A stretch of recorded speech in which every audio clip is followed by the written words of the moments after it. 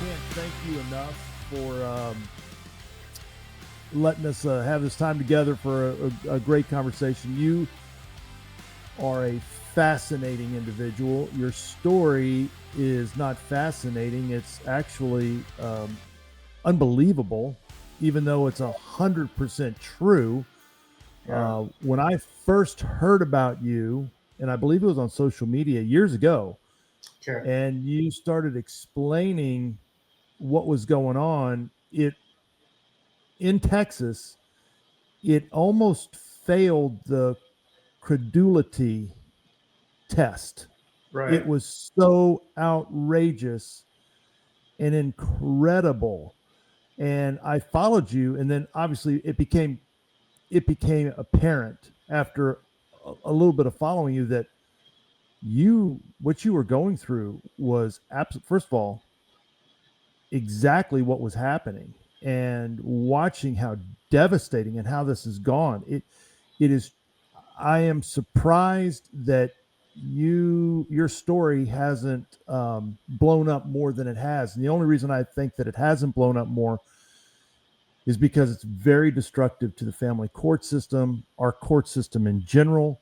Our I mean, it goes to the root of all of our government, everything. I mean, what has happened here with you and your son and everything else, it truly is a tragedy. And hat tip to you, Jeff. You have handled yourself way better than I would have. I'm just telling, and that may not be saying a whole lot, but I am telling you the way you have handled this, the level of professionalism, maturity, um, you've just done an incredible job. So thank you so much Thank you. for Appreciate taking this that. time out because your story needs to be heard.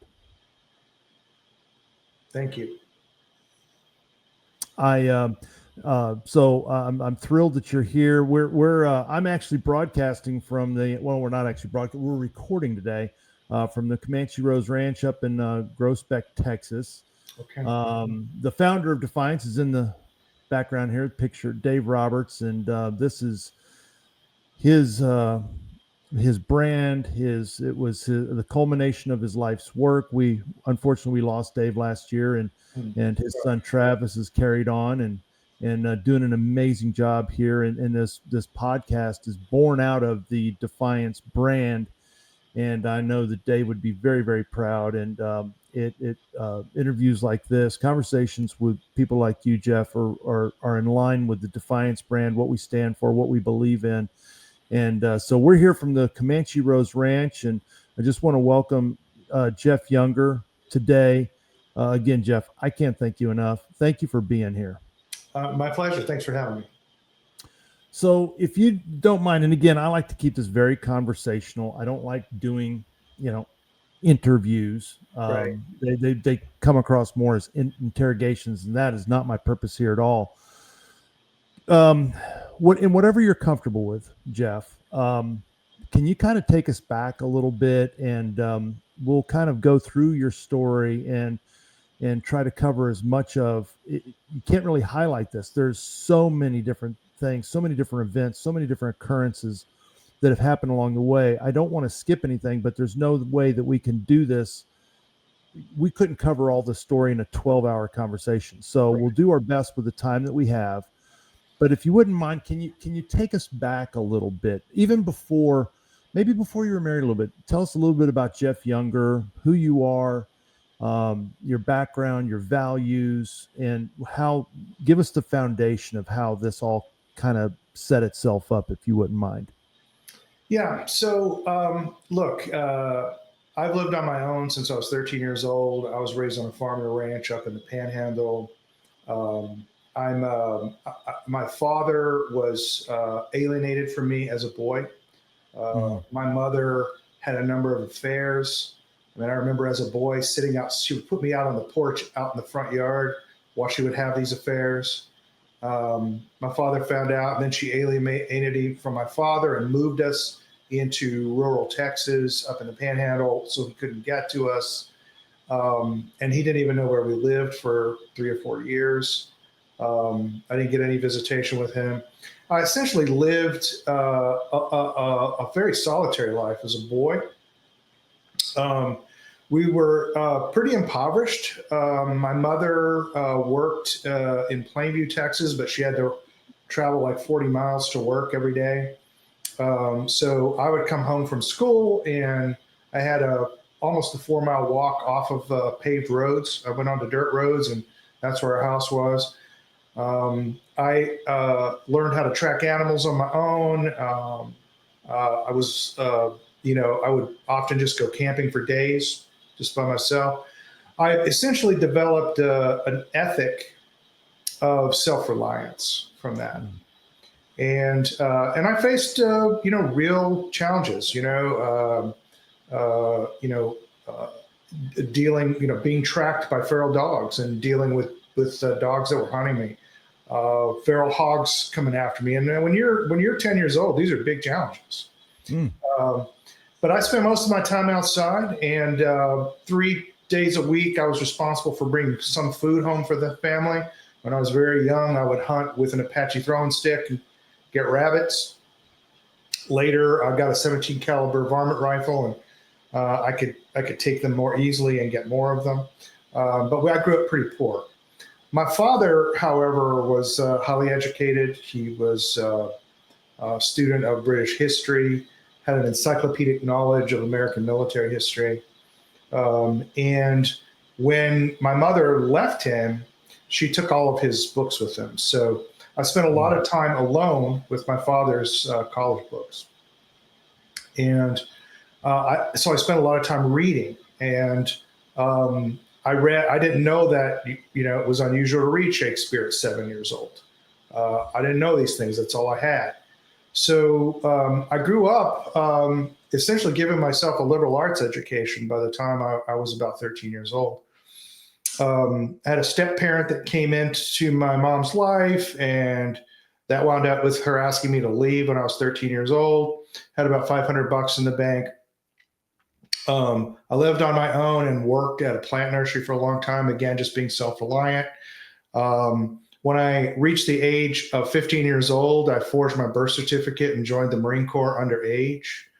I went through the Marine Corps Advanced Infantry course.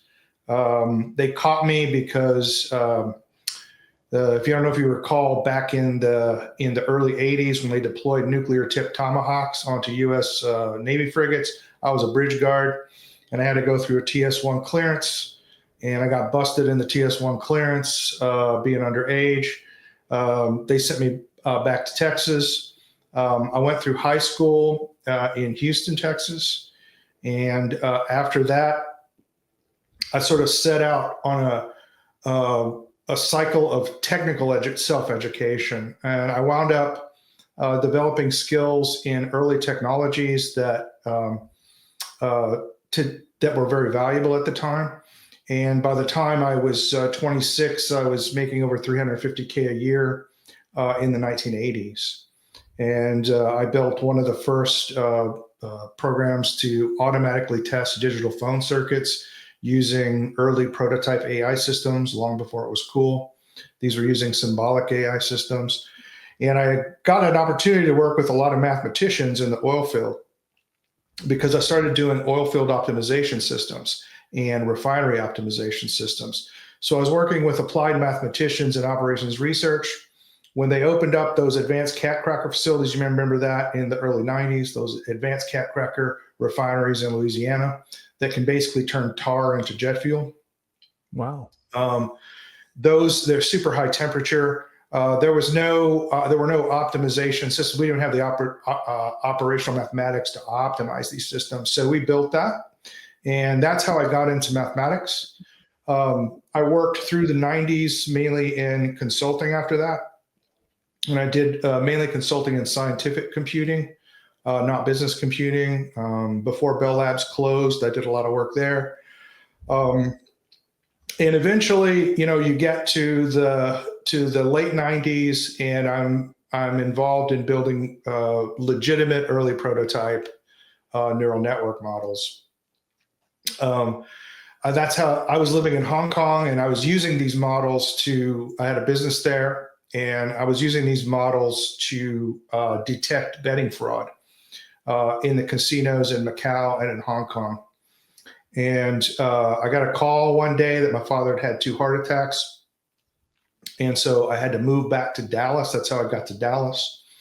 Nobody in my family would take care of him. So I lived with him and took care of him and, pretty much until he died. And just to tell you something about my father, he's a very intelligent man. He was accepted into medical school, but his father was killed in World War II. And to support the family, he began working in the oil industry instead because they needed money right away. He had a business running oil tools from Oklahoma to the Midland oil fields when they were first opening up. And he was a very skilled bare knuckle boxer. And he did a lot of illegal prize fights throughout Texas and Oklahoma. And I mean, I'm 6'3" and I'm the shrimp in my family, just to let you know. And he saved up enough money that eventually he found an old guy who wanted to get out of the oil business, and he bought his own oil derrick and tools. And he entered the oil business as a wildcatter, and he did very well for himself. So I grew up early on with my dad teaching me how to box when I was a young boy, and I kept that up all my life. And that stood me well, believe it or not, when I had to take care of my father. Wow. There was never a time until he died that I was really ever able to take my dad. I mean, every boy wants to take his dad at one point. I just really couldn't. My father was always perplexed by me, though. Even as a young man, he felt that I was excessively bookish. He was quite relieved when he had found I'd joined the Marine Corps illegally. And hang on 1 second. Just considered it very effeminate. And he's like, what are you going to do with all that math junk anyway? Blah, blah, blah, blah. And so one day we were sitting watching the Dallas Cowboys. I'm a rugby player, so, I don't watch football. Right. I watched football with him, and I had bought him a Lazy Boy. Just to tell you what kind of madmen my family are, I bought him a Lazy Boy, and he ripped the armrests off of it so that he could, because he had ablations in his leg and he couldn't walk because of the heart attacks. So he would sit there and curl 80-pound dumbbells in the commercials, off of his Lazy Boy. So he had to rip the arms off of them. So he's sitting there curling. And I realized, I said to him, I said, hey, man, you like this Dallas Cowboy game? He goes, yeah. I said, hey, what are you going to do with that? And he looked at me and goes, you son of a bitch, you telling me you like that math stuff? And I'm like, yeah, I do. I like it just like you like British history. And he suddenly got me. So he got me before he died. You know what I mean? Yeah. Now, I tried to get him to stop drinking and smoking before he died. That didn't work out. His right leg, he couldn't use it. So he leaned up, put his left side forward. And he told me to come make him stop smoking and drinking. He leaned his shoulder up against the wall so he didn't have to put weight on his right leg. And I went in there and he got 2 licks on me and knocked me down. And I just realized I still can't even take this guy because, just one more lick, he'd have knocked me out, and I'm going to have to get through all that. And I can't do it. So I literally couldn't take my dad till the day he died. I mean, he was a tough customer, but a smart guy and a clever guy. And I learned a lot from him. So during that time when I was taking care of him, I got a letter from the Marine Corps that I was going to lose all my education benefits because I didn't know it, but the new GI Bill expires after a while. The old GI Bill never expired, but the new GI Bill has expiry. So I was going to lose like 90 grand. So I found a good conservative school, about the only conservative school in Dallas, because I had to stay in Dallas with my dad, and that was the University of Dallas, which is a very conservative Catholic school. So I went there, and fortunately for me, they had 2 logicians on staff, and that's how I got into mathematical logic. I did 4 years of mathematics, 4 years of systematic theology, 4 years of philosophy, and I specialized in philosophy of language and the philosophy of technology. And it gave me a much broader perspective on literature, because at that time I'd only read British literature, and I got to study a lot of ancient Greek literature. I learned ancient Greek, Roman and Latin literature. I was particularly interested in early and late medieval writings, and the rise of modernity just before the Renaissance. I did a number of papers on that. And during this period, I'm thinking, well, I'm getting old enough. I probably ought to find myself a woman. I probably ought to stop womanizing. And after my father passed away, I met a woman online. Her name was Anne, and we hit it off pretty well after about a year of dating. She mentioned that we ought to probably think about something more serious, and we kind of decided to get hitched. She said she had two daughters that were adopted, and I had converted to Christianity along the way. I've been an atheist most of my life because I'm kind of bitter about what my mom had done to me, and so she agreed that she would convert to Christianity too if we got married, and I was an Orthodox Christian. And if you have two daughters that you've adopted, I mean, nothing's more Christian than adopting orphans. So I went with this. We get married. I found out lots of things. One daughter was adopted because she had been exposed to methamphetamine by my ex-wife's brother, and she became addicted to methamphetamine before she was 18 months old. And so my ex-wife had to adopt her for that reason. She didn't tell me that. The other daughter wasn't adopted at all, but was from a sperm donor. And if I had known that, I probably wouldn't have married her. So it was clear there was a lot of lies under the surface by the time 2 years roll around, and she's already pregnant. And then I learn all these things. Then my sons are born, and she really never got out of a postpartum depression. But when my son hit 2.5 years old, she started saying he was a girl. So I had two boys, twin boys, named them James and Jude after the brothers of Jesus. And she chose James as the one to change gender, or really to change sex, according to her. And so you guys were still married at this point? So, yes. Okay. So your boys were born. Yeah. They're 2.5 years old. Mm-hmm. And you started seeing some signals. You started seeing some flags. And listen, I've been where you're at. Us guys, we tend to, once we've made that dive, we tend to ignore things that we look back and go, we shouldn't have ignored that. But that's right. We're men, and contrary to modern feminist ideology, we actually are pretty forgiving and willing to. We do it too much, I think, and so you started seeing some things. And you started kind of ignoring it, but then, man, one day your wife comes home and she says, "Hey, our son's a girl." I guess that's a little bit of a shocker. That's a little bit of a and there were two times when I had to use my male authority, my male headship of the marriage. One was she just treated the child that had been exposed to methamphetamine. She had some learning difficulties, and she just treated her abysmally. And I had to put my foot down on that. And then, when she started trying to change James to a girl, I just put my foot down on that. Well, very quickly, she's a pediatrician. So she used her relationships with psychologists to file for divorce and then force me out of my house, because you get these psychologists to say that, a possible threat to the girls and to the boys and so forth. So I moved on. Yeah. Oh, that's very common. It's very common.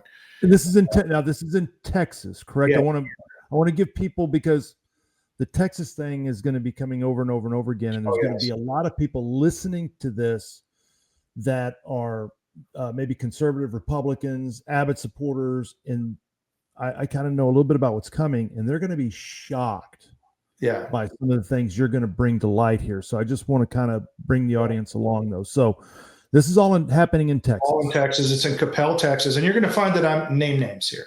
So, I've named names on television, Tucker Cross everywhere. And I've never been sued. And there's a reason for that. It's because truth is an absolute defense against defamation.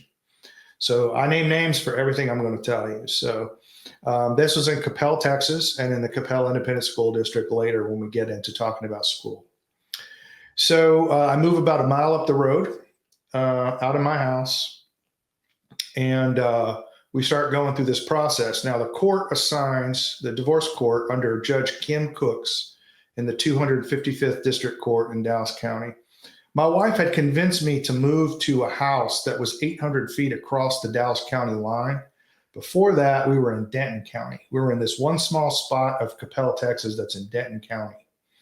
And she did that because if we'd have been in Denton County and she filed for divorce and tried to change my son to a girl, they probably would have put her under the jail.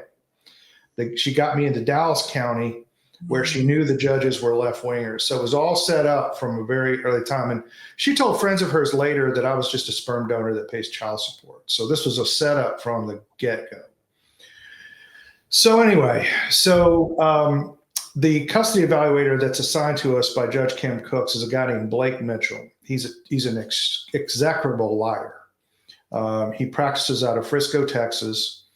There's a video on YouTube you can go see if you search "Mommy Says I'm a Girl." It went viral all over the world because I'm an Orthodox Christian. It went into Eastern Europe, Russia, all over the place, because they think of Texas as a highly religious Bible Belt state. And so it didn't make sense how this Orthodox boy could be treated this way in Texas. So go out there, "Mommy Says I'm a Girl." You'll see the videos. The first iPhone video I ever took. And it's my son telling me that his mother's teaching him that he's a girl and he believes her. And presenting him as a girl to the world, putting him in dresses and so forth. I showed that video to Blake Mitchell, the custody evaluator. Okay. In his report, he never mentions the video. So he lied to the court and never presented it to the court. He actually said that he investigated my allegations and that my ex-wife was not trying to transition my son to a girl. And he told the court that I had made a false allegation. And on the basis of making a false allegation, he recommended that I get less than standard possession from the court. And I did get less than standard possession time from the court. So you got this problem in the Texas courts where these psychologists that are doing custody evaluations lie all the time. And one of the problems we have in Texas is that they have absolute immunity from lawsuits. You can't sue them. Okay. So we need to change that in the law. But that I tried to sue them, but you can't. It's against the law in Texas. They have immunity if they serve as a custody evaluator. Let me ask you a question, because, and I know that, again, this is for the people to be watching this. Your life has been consumed with this since this all began. You've done more research. You're obviously highly intelligent. You're very composed. You're not emotional. You're very logical. Everything that you're saying, and like you said, you have to be telling the truth, because, or you could be found liable and drugged through the court system. Yeah. When you say that the court system, and I think we're talking about the family courts here, however, the criminal courts and civil, that's a whole different thing, but they're not any good either. We're talking about in Texas. In Texas. The courts, the family courts, are just replete with judges that, and I guess members of the court, people that operate within the court system. There is no integrity. I mean, you are. Oh no! I think we have a huge problem in Texas. We have an enormous problem in Texas. It's actually the largest problem in Texas, and it's pretty easy to justify. You can make just a really compelling argument that it's the largest social problem in America, because every single social problem that we have in America, from criminality to low graduation rates, recidivism rates, you name it, are all tied to the absence of fathers. And the origin of the absence of fathers is the family court system. So a lot of people, both men and women, believe that it's just men running out on their families all the time. And unfortunately, the facts are completely the opposite. Over 70% of divorces are filed by women. Bingo. It's not men running out on their families, it's women running out on their families. 90% if the woman is college educated. 90%. Over 90%. Over 90% of divorces filed, if it's a college educated wife, over 90% of the time, it's the wife that files for divorce. That's right. And we forget that in only 6% of divorce cases are there claims of abuse or neglect. And they're proved in less than 1%. Exactly. Okay. And the thing that I think people need to know is family court has the lowest standard of evidence of any court. It's a preponderance of the evidence standard. So it only takes 50.0001% of the evidence to lean more towards abuse or neglect for the court to find it. So it's very easy for the court to find abuse or neglect, and they find it in less than 1% of the cases. So what's happening is women are running out on their families. If you look at the psychological surveys that have been done by the government and by HHS, you find that women often cite the fact that they're just unhappy. Yep. And they get unhappy and they run out on their families. Exactly. And there's an excellent study that was published in the Journal of American Economics, which tried various statistical models to see like what was the motivation behind this stuff. And what they found was the only model that fits the data is women want sole control of the children in order to control resources from the man. Effectively, what they want, and I'm going to be a little vulgar here, but I think it's necessary to, particularly for women, to understand how men interpret these events, these kinds of events. You know, a man faces the situation where a woman can file for divorce at any time for any reason. She doesn't need a good reason, and most of the time they don't have good reasons. She files for divorce. She gets sole control of the children. Let's say there's 2 kids. That means the man will pay between 40 and 50% of his gross pre-tax income in child support. Think about that for a second. Do you know a business, like if you told Google that you were going to take 40% of their gross pre-tax revenue, Google would go out of business. Okay. Oh. So it financially destroys men, number one. All of their aspirations are destroyed. And all of that wealth is sent to the woman, presumptively for expenses that have already occurred on the children. So you're not allowed to even get proof that the money gets spent on your kids. And on top of that, the man doesn't get to deduct the money as child expenses on his taxes to reduce his taxes. The woman who receives the money gets to deduct the money. Okay. And then he typically loses his house. His wife often shacks up with another guy. So now you've got another man having sex with your wife in your home, in your bed, raising your kids because he has the kids most of the time. And you're paying 40 to 50% of your gross pre-tax income into another man's household. And that is the position that tens of millions of men are in America. And then people, particularly women, particularly conservative women, shake their heads and go, why aren't these young men marrying? Well, I've gone and had focus groups. Like I had a bunch of I have 90,000 followers on X, and I had hundreds of them ask me to come down to Austin. And it wound up about 120 actually showed up.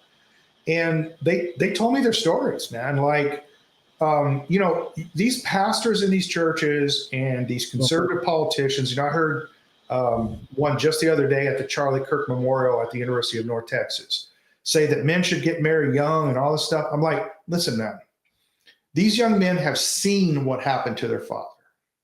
Yeah, they've seen their father living out of a car.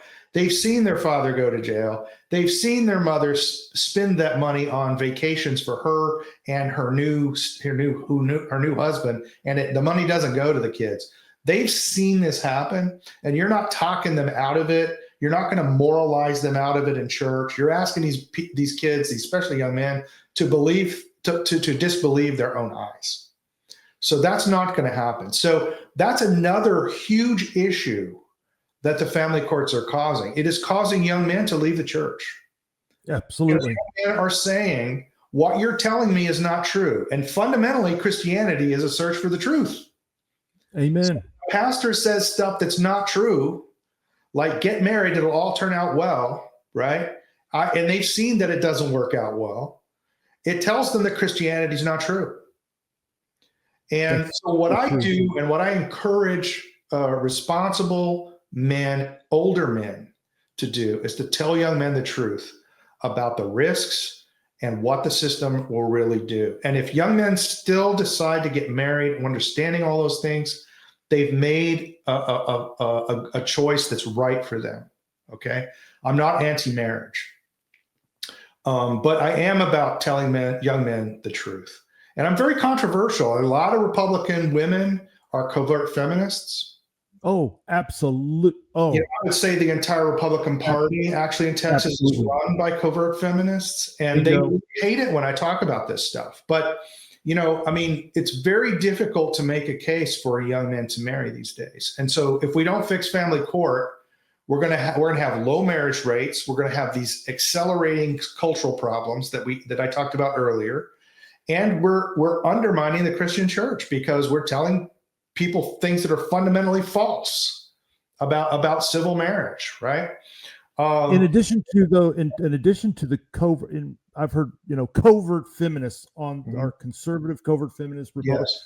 In addition to that, you've got these simps like Michael Knowles. Now, as a Yeah. person, I love Michael Knowles. I think he's wicked smart. I think a lot of stuff that he says I agree with, but he is 100% a simp, a white knight, and he's one of the biggest violators of this, Jeff, and he's giving horrible advice to young men He really when it is. comes to women and to marriage. And this is look. So I've never believed that because I disagree with somebody that somebody's a bad person. Right. I mean, like I truly believe, and I've had this out with Matt Walsh too. Okay, I've had it out with a number of people on the conservative media side. They're all good people. Like I know for a fact that Matt Walsh, especially, cares about these issues and wants the best for young men in the society. Agreed. Okay? Agreed. There's no questioning their motives. Okay. My problem is that because I know what they're doing. They're looking at their own lives and saying, well, everybody can have a life like this. Right. It's the survivor bias. It's what statisticians call the survivor bias. Another way to understand it for your audience, if they're not into this kind of thing, imagine asking an emergency room physician about how many gunshot deaths occur in his city. His estimate's going to be extremely much higher than somebody who lives in Flower Mound, Texas, in the suburbs like me, because he lives where all of the people who are wounded by gunshots are sent. Okay. His personal experience is skewed. It's not the normal experience, right? And it seems to me that Knowles and Walsh, in many ways, Walsh to a much lesser degree, are not willing to accept the meaning of the statistics that are just plain from the U.S. government, right? The divorce rate's about 40%. It doesn't really change when you go into churches. Nope. It doesn't have the divorce rate among the churches is approximately the same. I mean, plus or minus 10% of what it is in the wider population, and the consequences are still the same. Yep. So they're just not facing up to this. And then there's another issue that I could talk about on your show. Many shows I could not talk about this. But let's put yourself in the place of a man, and I was put in this position. Okay. I could have acquiesced to turning my son into a girl, and I could have gone along with my wife's craziness, right? And then I would have had an extra $3 million in the bank because I've spent millions of dollars trying to protect this boy, right? I would have had my retirement. I would have had a retirement. But instead, I chose to protect my boy, and in doing so, I lost everything. I've lost everything. I lost reputation. I lost status. I lost money. I lost literally everything. I even lost friends and family for a while until they found out the truth. But put yourself in the position of men like that. So the ability of women to leave and take everything from a man and make him support her while she has sex with another man in his house. I mean, that's a huge threat that a woman has and that a woman knows she has. And so these wives have control over their husbands, and they can control them once they have kids with them. And once they've lived with a husband as they build a business and they own half that business, even though they put nothing into it, right? They own half that business. So you see, women get half the business, but men don't get half the kids. Amen. You see how it works? Oh, you see how it works? Yes. So women know this, and so they can use that to get the men to get their husbands to do whatever they want. And so these men become white knights like Knowles. Yes. So to defend Knowles in a way, I mean, Knowles' wife tomorrow could leave him and take his entire business, his entire media empire with her. Okay. And here's something else. His kids could be, and this happened to a friend of mine in Houston. His wife could divorce him and take his kids and convert them to Islam. That happened to a friend of mine in Houston. There's nothing you can do about it. Now, Michael Knowles will say, I have absolutely no doubt my wife would never do that. Well, that can't be true. Okay. Because Michael Knowles knows that we're all sinners. That's right. He knows that. And so he knows that his wife can be tempted just like anybody else. That's exactly right. So when he says, I know absolutely she'll never do that, he's lying to you. Right. And he's saying she can't be tempted by sin. And so, that is such a ridiculous statement. Yes. And, something along the same lines here, and this is something that's important. And this is something that affected me personally. Mm-hmm. I read a lot, and I would read a lot of books by Focus on the Family, James Dobson, and all these, quote unquote Christian marriage books. Yeah. And now looking back from personal experience, learning a lot of things, that the vast majority of that stuff is garbage. It's all feminism. Yeah. It's all feminism. It's all feminism. Mm-hmm. And we tell people simply, like the Michael Knowles and Walsh and a lot of these other guys. And I think also you got to understand, if you're in these guys' position and you're speaking publicly in this sort of a forum, yes, you can't afford to have your wife hearing something like what you're saying. That's correct. Because the sisterhood is strong, brother. You have no idea. Like what's happened to me. It's pretty funny. I'm very immovable. Like, a woman could walk up and kick me in the balls. It doesn't mean anything to me. I'm just so used to uppity feminist women now that I really just find them amusing. But I've had, I've been on X. I've been mobbed by the feminazi crew. I mean, at one time, I went through a period where they were mobbing my posts, and I think I blocked over 10,000 feminists. Holy 10,000? Yeah, I have 15,000 Antifa blocked. Yeah. I have close to 25,000 people blocked on X because I just don't suffer these people, But the thing about what you brought up, like Dobson and Focus on the Family and all this, the fundamental issue is women are running out on their families, and the church will simply not address this. The church protects them. They absolutely protect them. Yeah. The churches are for women. They are not for men. And that tells you something very important, that the vast majority of churches are actually satanic. Would you define, Jeff, when you and I are talking the church, we're on the same wavelength, but for our audience, when we say the church, what are you and I talking about? So that's good. That's a good question. When I say the church, I mean the Orthodox Church. When I say the churches, I mean the wider Christian community and all denominations, right? So in particular, what I'm talking about are the evangelical churches in the United States, which is predominantly what we live in. That's the air we live and breathe in here, right? And most of those have a Baptist theology. It's maybe slightly modified or whatever. Most of them have a Baptist theology. And the easy way to tell in your church, this is the easiest way to tell. As you come into next year and Mother's Day and Father's Day comes up, compare the Mother's Day sermon and the Father's Day sermon. This is a very easy way to see it. Bingo. Mother's Day, they'll talk about how great mothers are, and Father's Day, they'll talk about how shit fathers are, and they'll just shit on fathers for 2 straight hours, right? And then they'll wonder why men don't go to church, because every man knows it's the other way around. Exactly. It's the other way around, that modern women are in a profound state of disobedience. And the churches are not willing to call them to that state of disobedience. And they would lose all their congregation, Jeff. They do, absolutely. If these evangelical Protestant Catholic churches, if they called women into account, their churches would be empty. They disappear, yeah.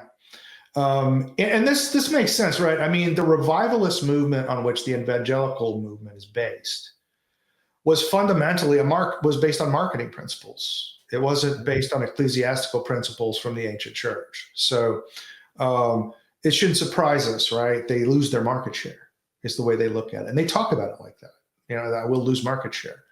You can see it in the hymns that they sing, right? Amen. Absolutely. Hymns in the Orthodox, the youngest hymn in the Orthodox Church is 600 years old, because it takes that long to vet a hymn to make sure that all the churches agree that it's theologically sound. And most of those hymns just come straight out of the Bible, because then we don't have to worry about the theology, right? But the hymns that are sung in these evangelical churches are all feminist. It's all feminist. They're basically love songs. I mean, and that's what's so uncomfortable. Like, you got a man standing there basically singing a love song to another man named Jesus. I mean, it just sounds gay. It feels gay, and men don't want to do it. No. So they built the churches around female headship fundamentally. And the pastors give what I call "I'm the only real man in the room" sermons. Where they pretend like I'm the only real man and I'm going to tell you how to be a real man, blah, blah, blah, blah, blah. How come all you guys keep getting arrested for rape then? Oh. So I don't think any of these guys, and I'm just telling you, the evangelical pastors that I see on television and stuff, they're all effeminate. They dress effeminate. They have effeminate mannerisms. I don't think any of them have ever taken a punch. And but this is what women want. Women want this kind of, they basically want a male Oprah to run their churches. And that's what the evangelical churches have essentially become. I'll tell you another aspect where you see this in the culture is you look at the female book market. And I just sent this off to a journalist the other day because I was completely taken aback by it. One of the most popular romance novels in America is about a teacher who has a fetish for seducing 14-year-old boys. And what? This book is on sale in Target right now. What's it called? I think it's called Tampa. I'll have to verify that. And I'll email you after this. Okay. All right. Yeah. I'll send you the article that I'm basing this on. And so a lot of people don't know, but like romance novels are nothing but literary porn. All the things that happen on OnlyFans. Yeah. On what's that other one? What are these porn sites? Whatever. All those are just put into literary form.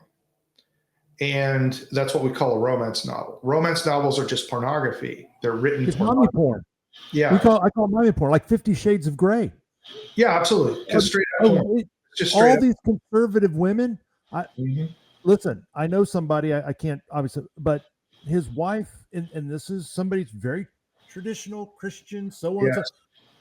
Wife just got into 50 Shades of Grey. And I felt like saying, brother, your wife is fantasizing about another man. That's right. Yeah. I mean, and this is the problem. Like, you'll have pastors in these churches and you have all these preachy Republican women, these school marmish preachy Republican women come out and say, well, the biggest problem in America is men watching porn, blah, blah, blah. Well, what about women reading porn?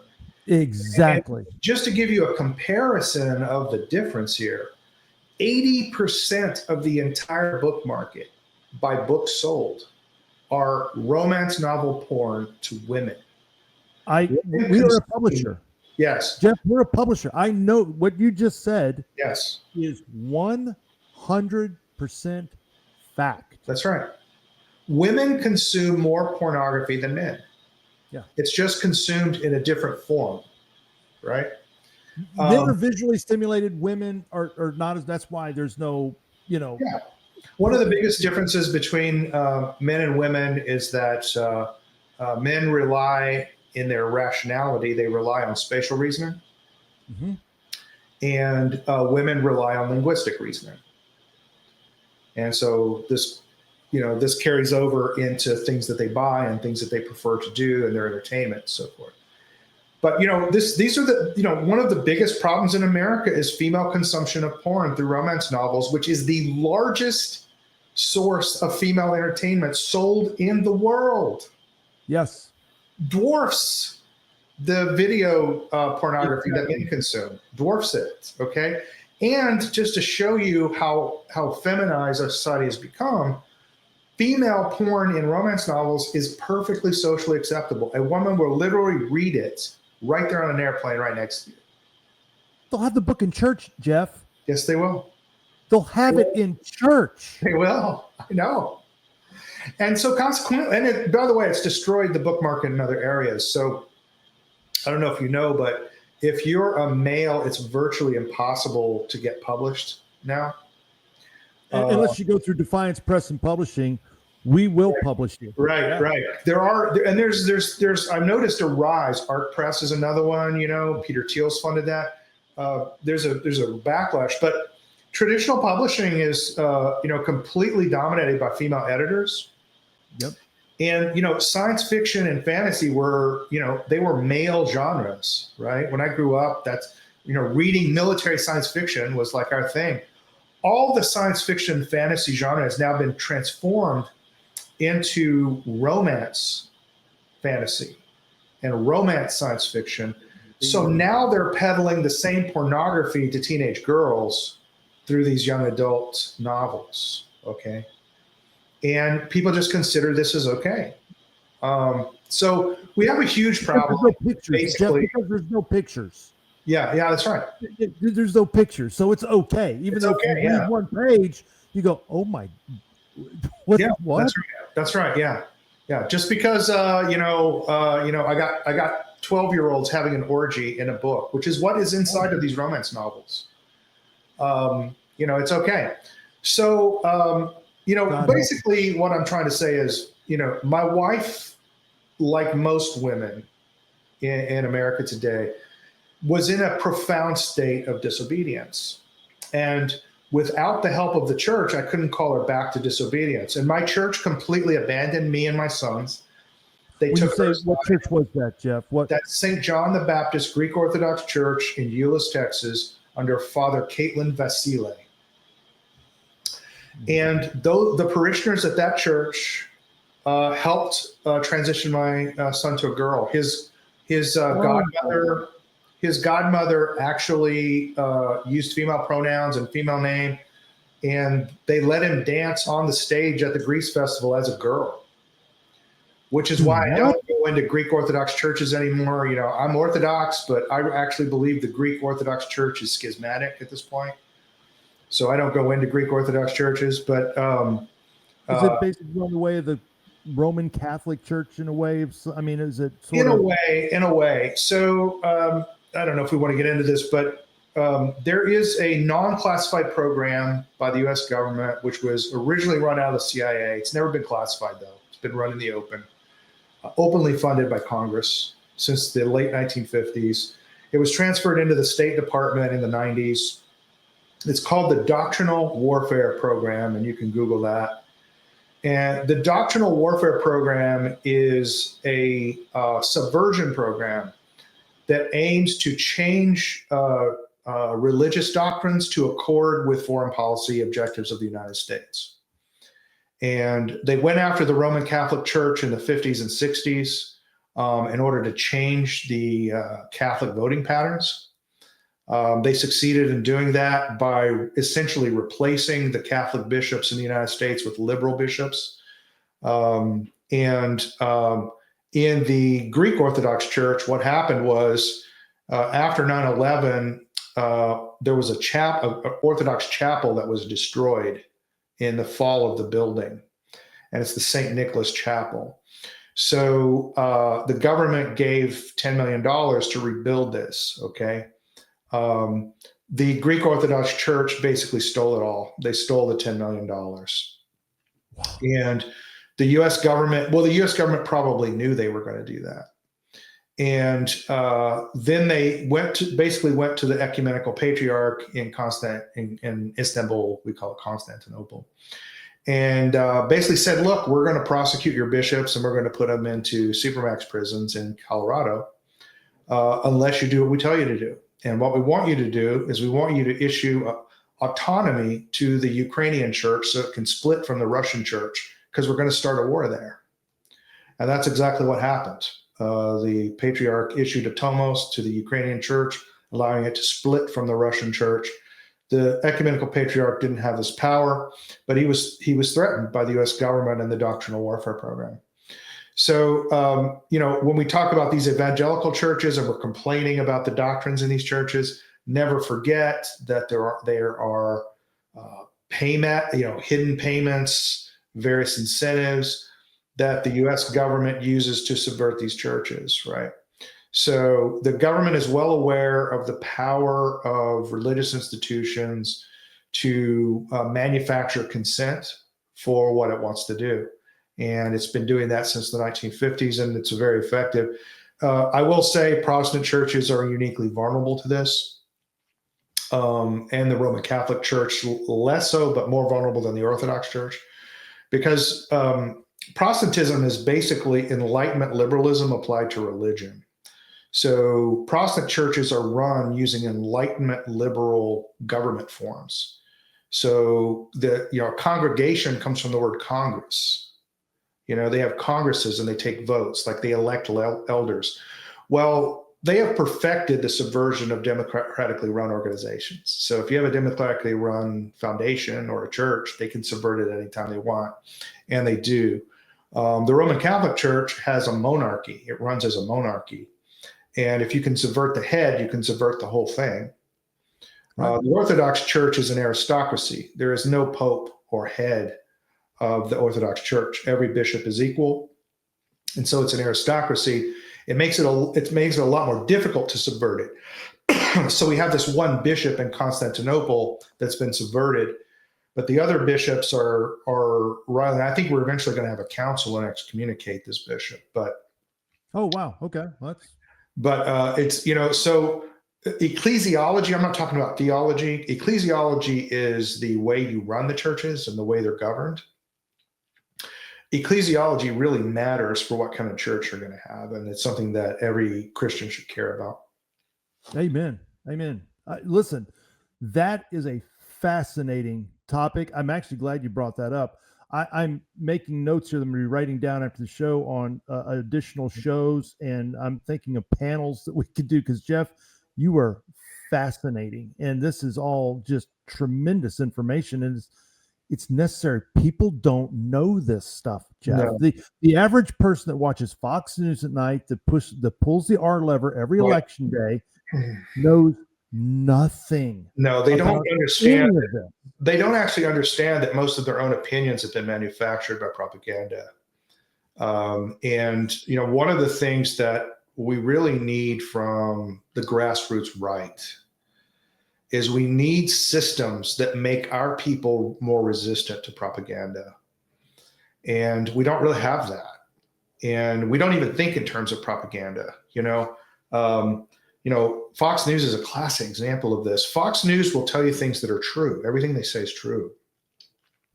But they leave out selective things. So you sort of fill in with your common sense what's in between the things they leave out.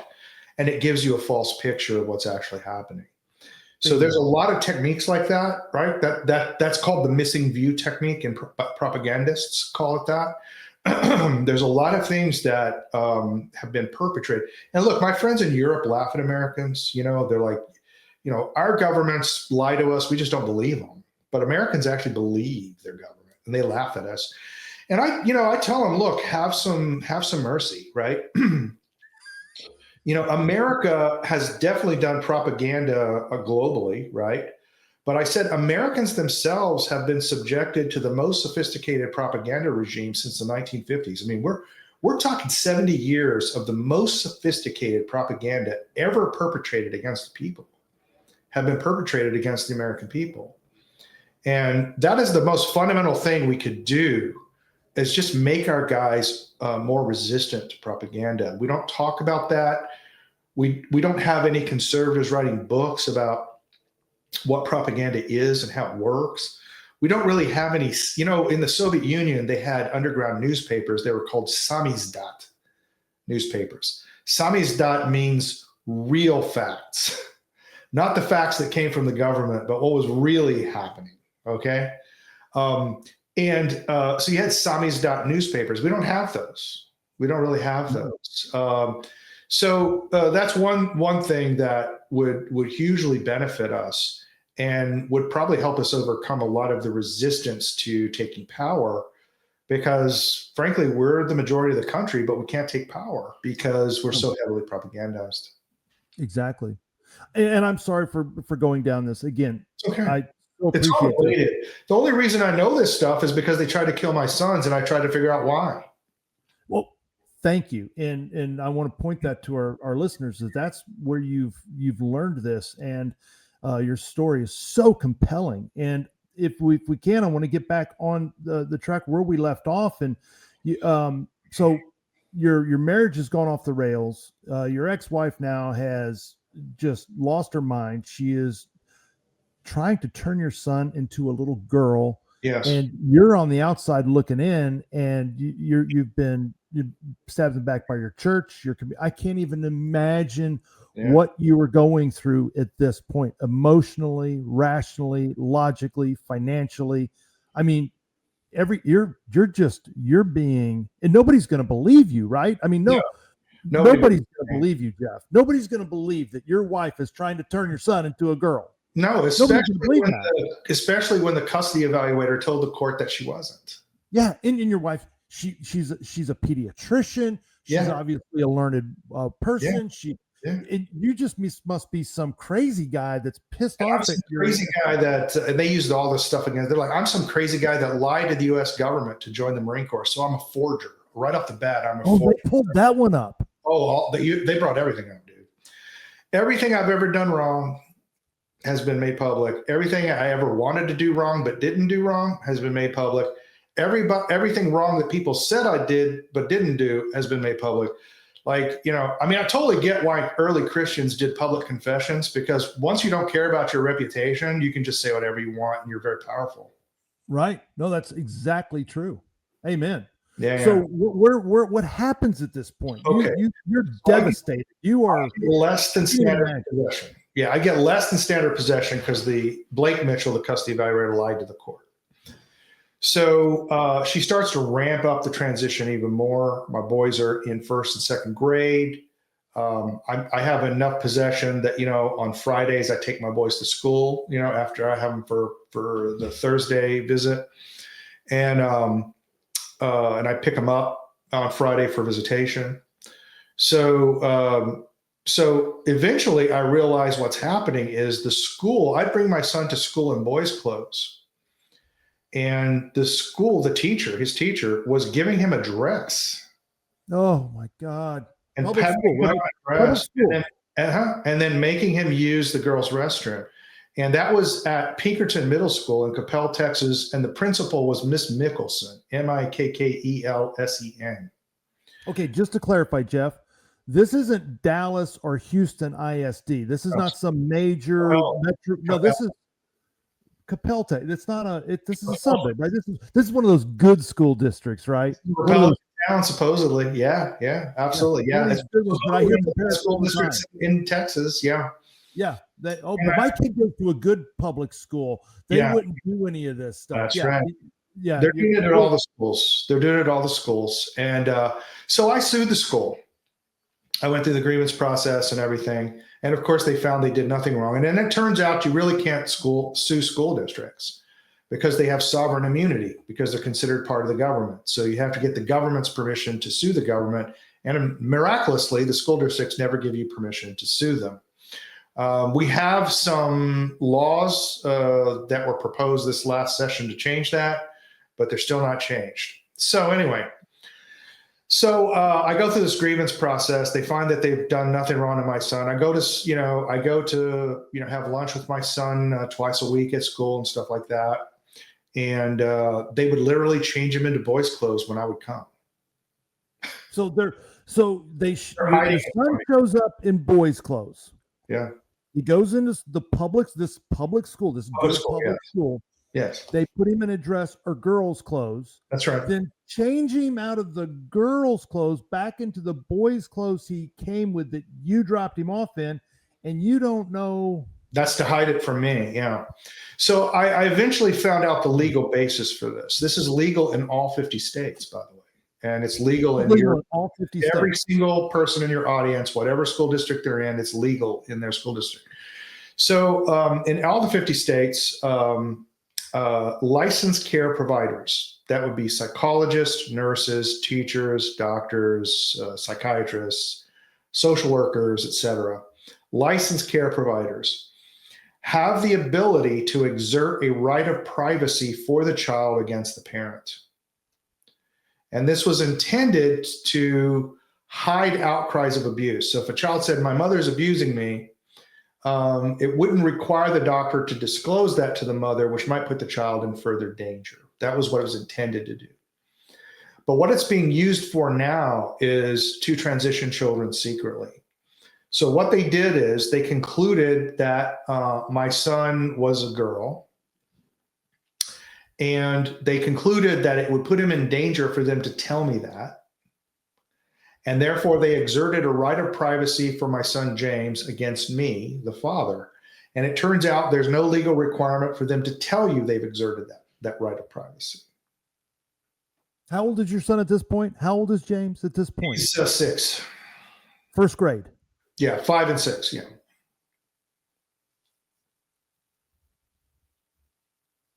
Jeff, So they use this. This is being used everywhere. Okay. When doctors, like your audience needs to know this, you take your children in for a well check with a pediatrician, right? And there's always a point in the exam where the pediatrician says, would you please leave the room? I want to examine your son alone. That's when they ask your son about transgender and all this stuff. And then they can exert a right of privacy against you and put stuff in his medical records that could affect his life down the line, and they never tell you about it. So as a parent, unfortunately, because of these laws that exist everywhere, as a parent, you can absolutely never, ever leave your children alone with licensed care providers of any kind. You cannot leave your children alone with a nurse. You cannot leave your children alone with a doctor. You cannot leave your children alone with a teacher, which means you can't have your children in public schools, and you can't have your children in private schools. They can do the same thing in private schools. You have to homeschool. You cannot leave your children alone with licensed care providers. They have a legal right to exert privacy against you and do whatever they want with your kids. Okay, so you're not making this up, right, Jeff? No.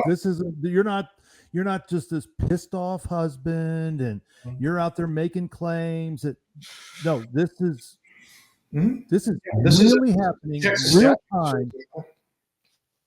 What's that? This is in Texas statutes. I mean, I can try to find it for you right quick.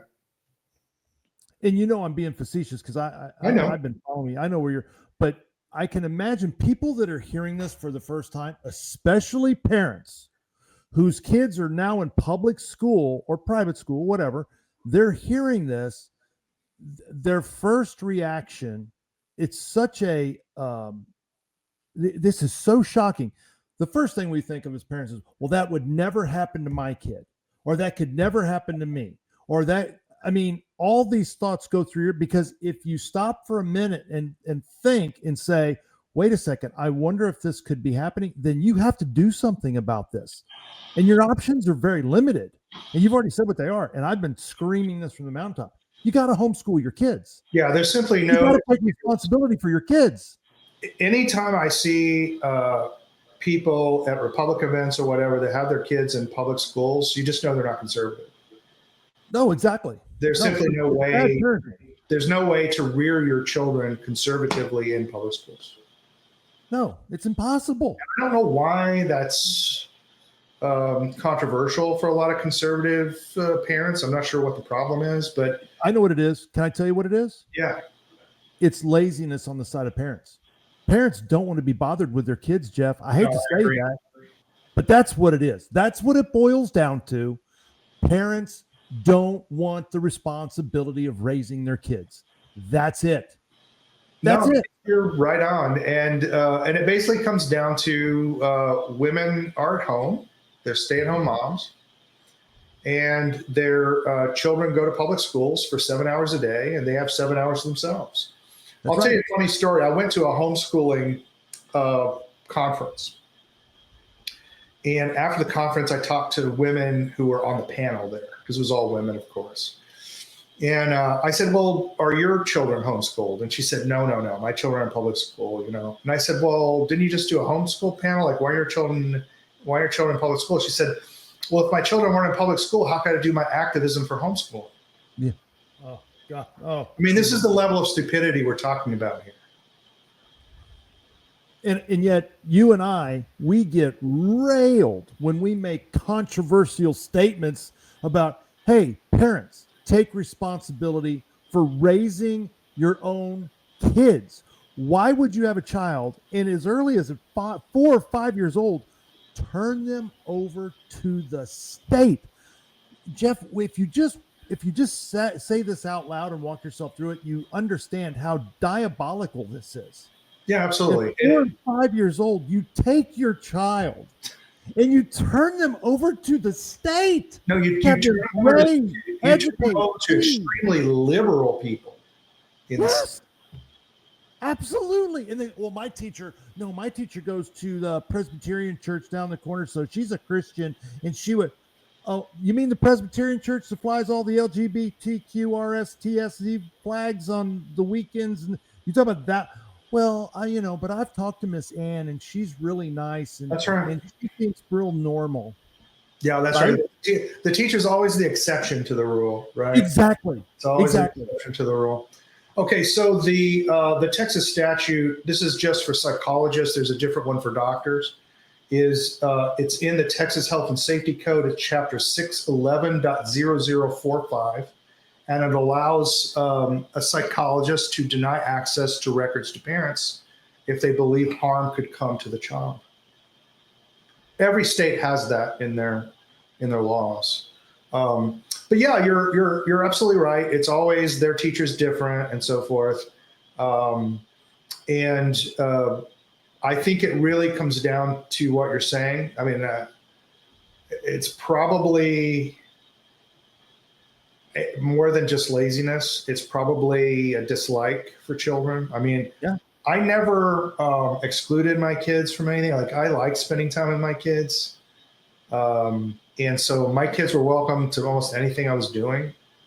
And my kids would always just come along with me. I mean, you learn how to be an adult by being around adults and doing what adults do and being with them.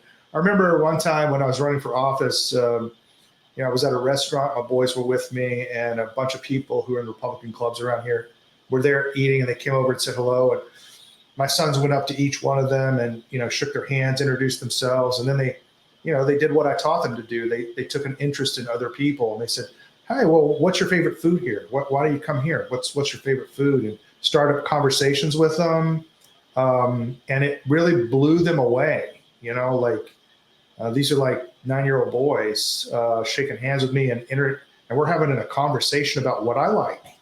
We're not talking about what the kid likes. We're talking about things that I like. And he wants to know, this one guy was a financial advisor. He wants to know, well, what does it mean what is an equity?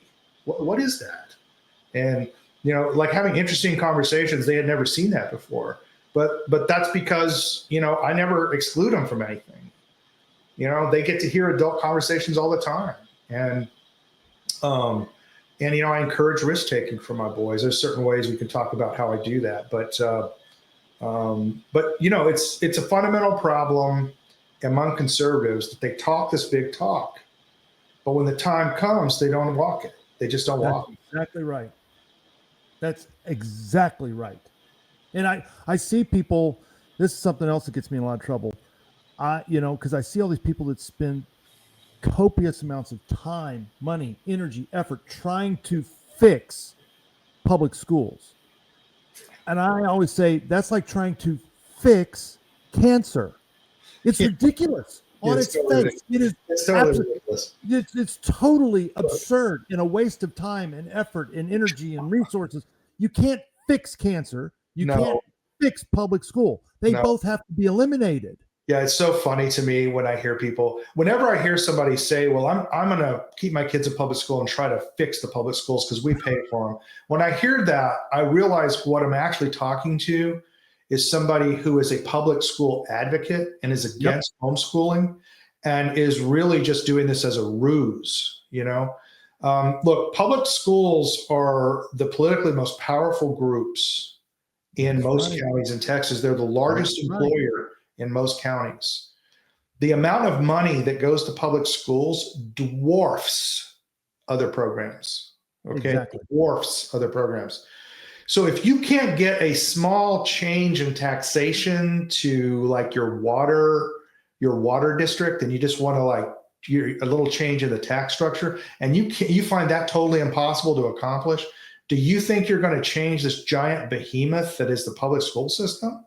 That's where all the money in the state is. Programs that we've had since the 1960s that we can't get rid of.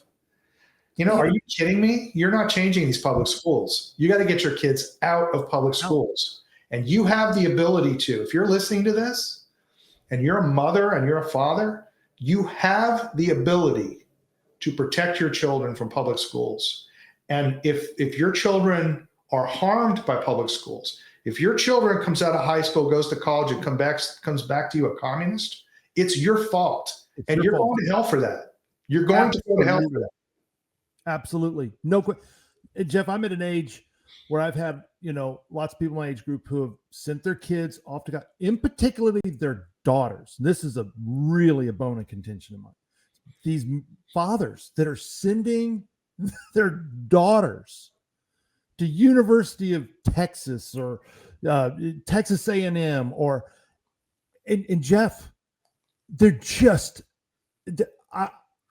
the stuff that happens at these colleges and these girls that experience these guys that send their innocent, a lot of times they're not innocent at 18, but a lot of times they aren't. A lot of times maybe they're after the first semester in college,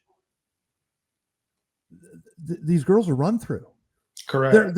They're run through. And I know all these guys, not my daughter. She was buddy, listen to me. Your daughter. Because I've talked to many guys my age who've sent their kids off to college and their kids come back communist, lesbians, you name it. And they're like shocked. And I'm like, why are you shocked? Why are you shocked? How can you be shocked that happened to your kid? I know. It happens every day. It happens every day. And it's, look, it's just common sense causation. Like if you take anybody and you put them in a social system that's completely contrary to where they came from, they will begin to adapt to it. Amen. Absolutely. They'll do that simply because they want to have a friend, or they don't want to sit alone at the lunch table, or they need a study partner. They'll do these kinds of things, right? And the idea that young people can stand up to this kind of pressure is absolutely ridiculous. Adults can't stand up to this pressure. No, they can't. And we know from the psych studies they can't, right? We know absolutely from the psych studies that they cannot do this. So, you have a situation in college where they're put into dormitories, so they have the peer pressure. They're graded by left-wingers, so they have a scoring system that punishes them if they're not lesbian feminists, right? They have an authority system in the administration, which punishes them if they don't, right? And they're captive to the system. They can't leave the system. That's right. And so you put all those together. So this brings me to why, if you watch my Facebook and X posts, to me, the biggest issue right now in Texas is that most normie Republicans are just retarded. Yeah. They're just stupid. And I don't believe people this stupid can self-govern. Like if you are sending your daughter to what amounts to a rotating prostitution ring in college, and you're sending your daughter to this, and you're pretending like you don't know, but we all know you do know what goes on there and what these colleges are like and who teaches there and what's taught there. I just don't know how you self-govern with stupid people like this. Like I can find no common cause with many, many of the Republicans that I meet. They just don't seem to have the ability to think about social problems and political problems in a clear way. No, you're 100% correct. As a precinct chair in Montgomery County, one of the reddest counties in Texas, the United States, whatever it is, it's a big county, and lots of wonderful people there. Listen, great people. But one of the things I discovered working the parking lots during the primaries in Texas, during primary elections, giving out push cards and, voter, hey, this is who we want to vote for, and, the primary and so on and so forth. Now, this is during the primaries, Jeff. Now, this is my personal experience. This isn't a story. This isn't firsthand story, third. No, this is my personal experience in parking lots, handing out voter guides to Republican primary voters, the cream of the cream of the cream of Republican voters. I don't know what the exact percentage is. I didn't write it down and take tally and then put it in a calculator, but the percentage is pretty dang high. I'd say over 15 or 20%. The number of Republican voters voting in a Republican primary that I would hand a voter guide to would brush me off and say, I'm a Republican. I just vote straight ticket. I don't need that. That's classic. That's classic Republican. Classic Republican. Jeff, the first time I heard it, I thought, they misunderstand. And I tried to explain, no, they were going in to vote straight ticket in a Republican primary. Absolutely right. And I don't know what they did when they got in the booth, Jeff. I don't know what they did and Jeff, that wasn't a one-off. This was, I'd say 10, no, 15%. I believe it. I believe it. I'll give you another one. This happened just with the Trump election, last year. Guy stands up and says, I want to encourage everybody to go out and vote for Trump. We need every vote to defeat these California liberals in this presidential election and everything. And it suddenly dawned on me that everybody in the room believes that there's a general election for the president. And they don't understand that we have an electoral college and that you only vote in your state.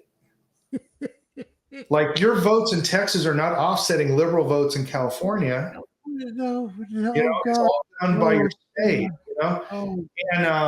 And I started asking people, like, what do you, how do you understand the election? And they all thought it was a general election. And, and this explains a lot. Like, for example, we knew that Texas was going to go Trump. So we should have sent money from the Texas Republican Party to the Republican parties in the swing states. Sure. That would be an intelligent way of dealing with these issues, right? But we don't do that in the Republican Party. That's why we lose swing states, and Democrats tend not to. That's why we lose them. The Democrats move money like that because they understand. Democrats actually know we have an electoral college, and Republicans apparently do not. And this is the kind of just I wish I could just say it was just ignorance, but I've really just come to believe that it's just an IQ issue. You actually think it's an IQ issue? I've thought a lot about this, like you have, and I thought, is it an IQ issue? And then I go, maybe is it just a laziness issue, or is it a? I'm telling you, man. You can go back to those same people that told you that they were going to vote straight Republican in a Republican primary. I guess they're going to vote for all the candidates. So I guess that's what I'm saying. I don't know what they did when they got in the booth. That's what votes. I don't know what they're going to do. You go back the next year and ask them; they'll tell you the same thing.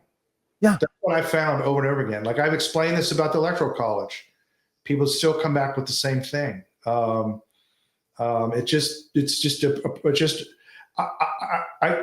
classify it as an IQ problem. Probably it was created by propaganda. Created by the public schools, Jeff. Yeah, absolutely. Yeah. Well, like another thing is, I had a guy come up to me one time and say, what's being done to your sons? It's unconstitutional. They're not going to be able to do that. I'm like, oh yeah, they're going to be able to do that. We have so many Republicans who think the government still operates by the Constitution.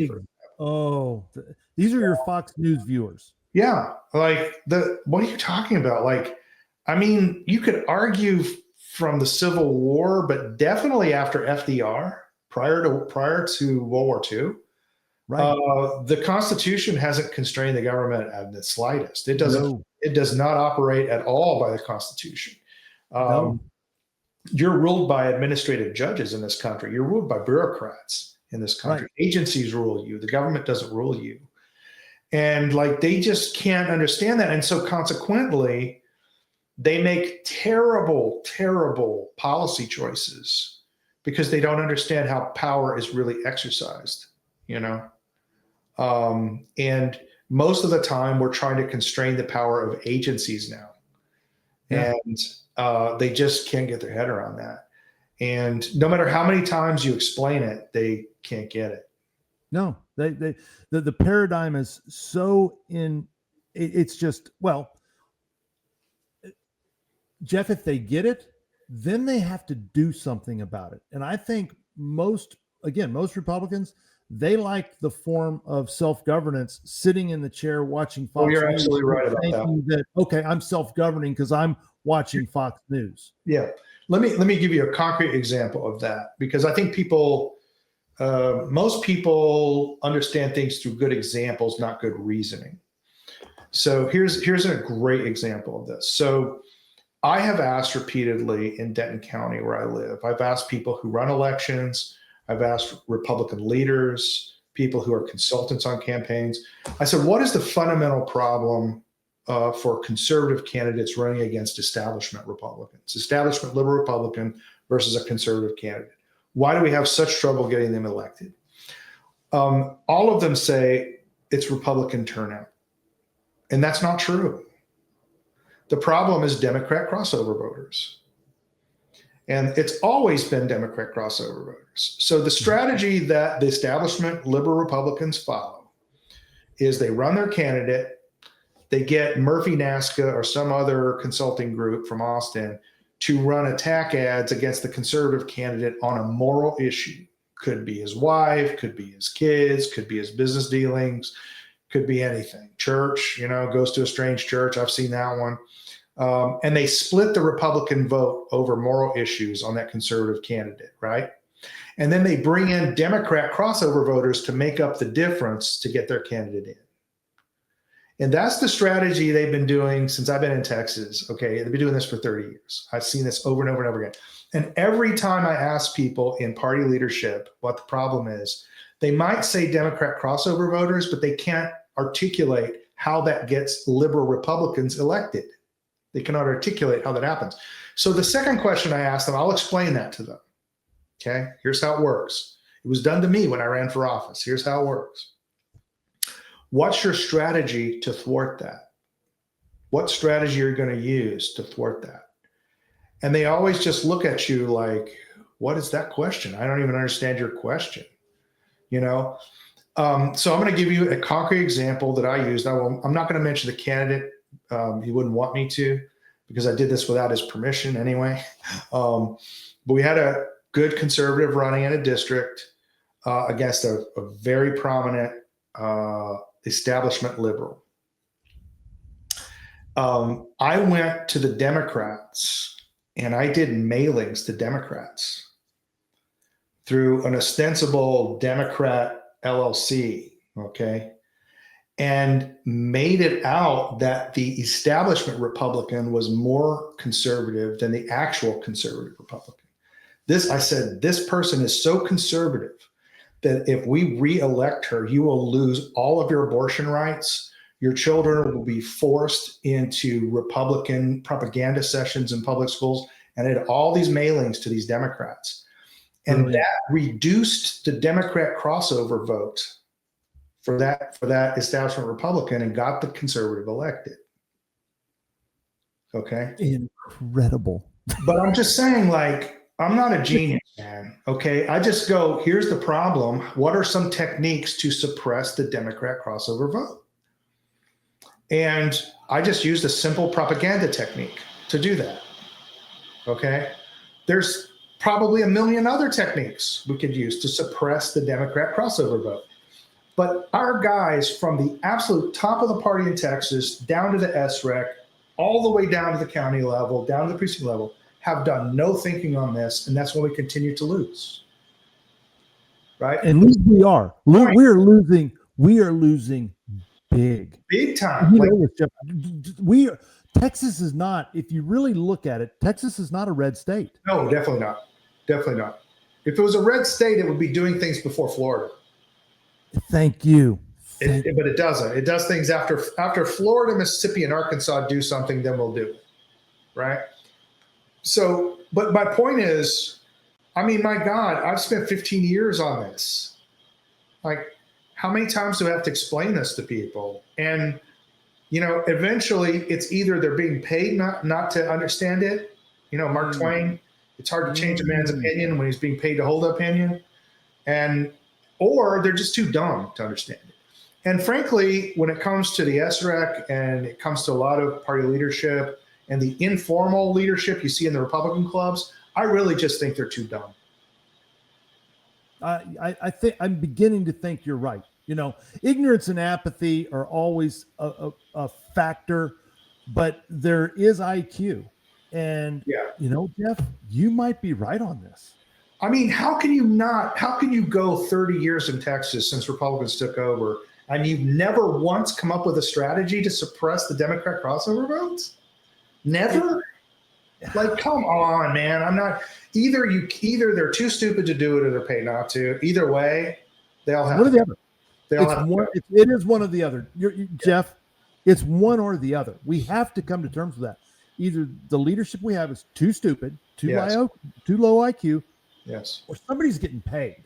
Yeah. And it may be a combination. You may have your what do they call them? What do the communists call them? Your idiots, your useful idiots. Yeah. And the people that are really running the things, you know, like Abbott or whatever, and we know what he is. Yeah.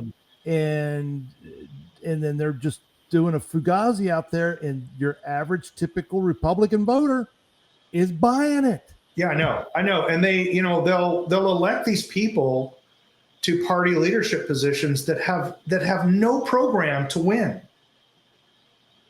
You know, like, you know, I've been in 3 counties I've lived in Texas, and it's always just like people we like. Nobody ever shows up and says, here's my program for how I'm going to beat the liberals in Dallas County. You know, nobody has that program. It doesn't exist, you know.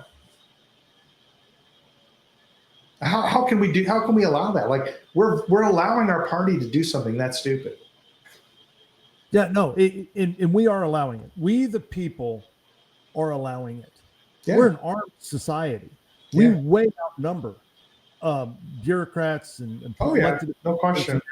We, at the end of the day, we, the people, are allowing this. We're allowing it. Yeah, no question. And we have no. I mean, if a leader cannot articulate a vision for how they're going to win, and let me tell you what they always say. They all say the same thing, just like judges. They all say the same thing when they're running for office. You know, people who are running for office within the Republican Party all say the same thing. We're going to really step up efforts to, you know, make sure that the election process is secure, and we're going to get the vote out. That's not the problem. That's never been the problem. The problem is the Democrat crossover voters. What are you going to do about that?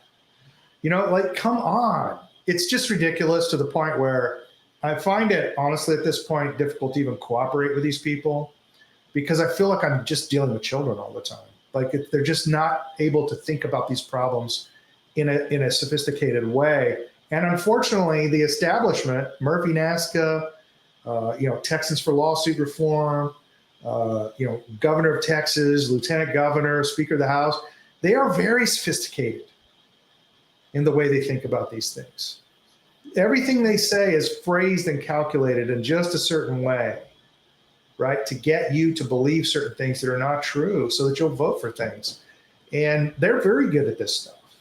Abbott is a master. Abbott is one of the most brilliant, masterful politicians. I mean, that I hate the bastard. I hate him. He's evil. I truly believe that Wheels is an evil man. Yeah.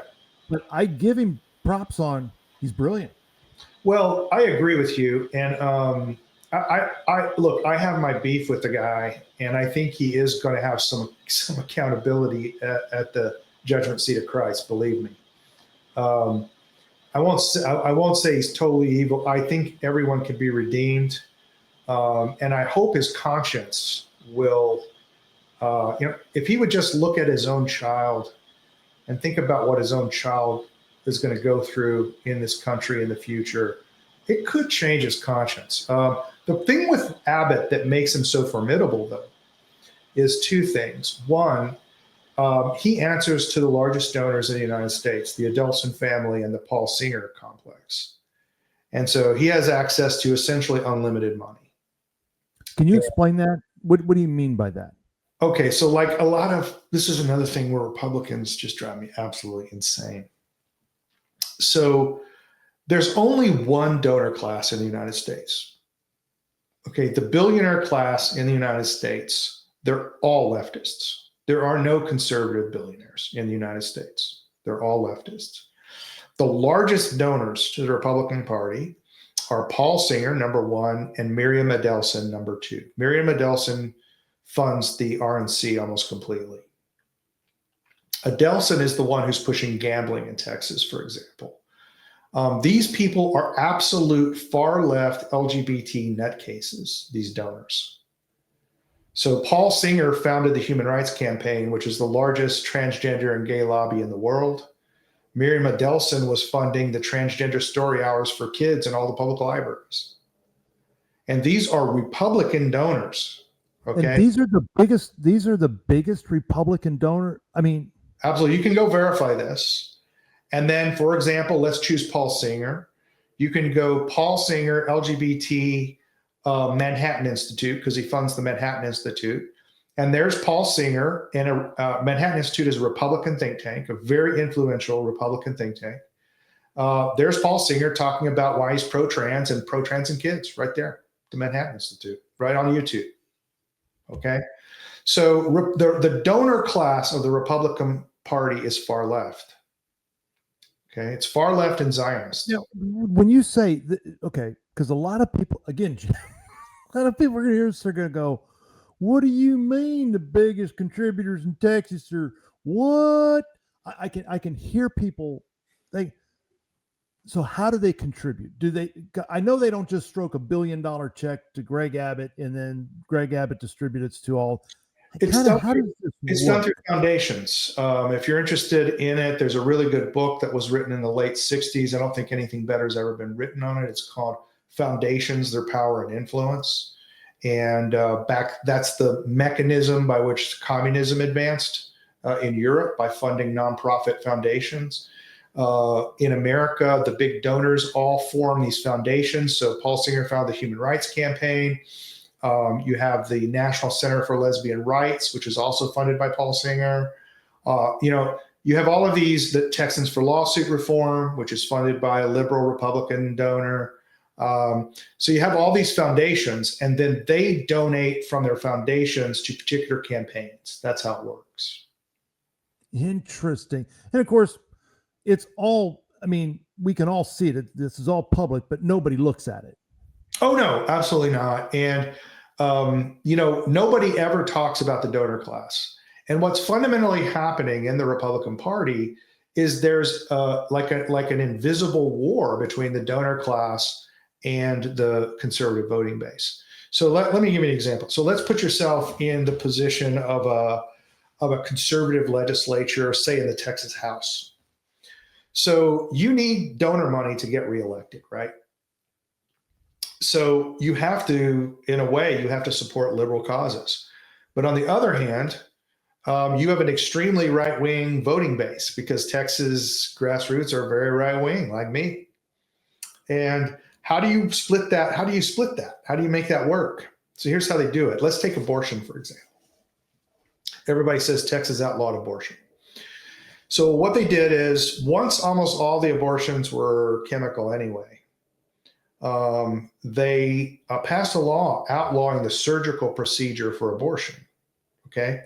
But they didn't provide for criminal penalties for doing abortions. So it's still legal for a mother to administer a chemical abortion to herself. Okay. Okay.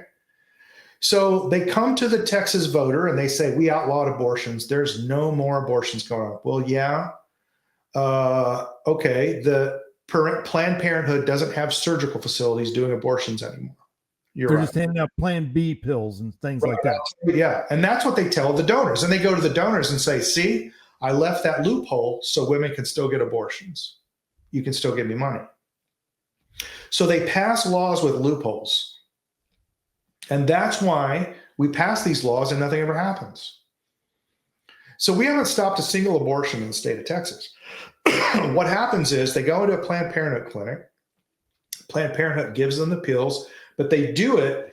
They have a room to sit the woman in. It has a video camera. They videotape it. They pass her the pills through a tray, like a window, so that she takes the pills herself, and it's on film, and she takes the pills to kill her baby. That means that the physician did not administer them.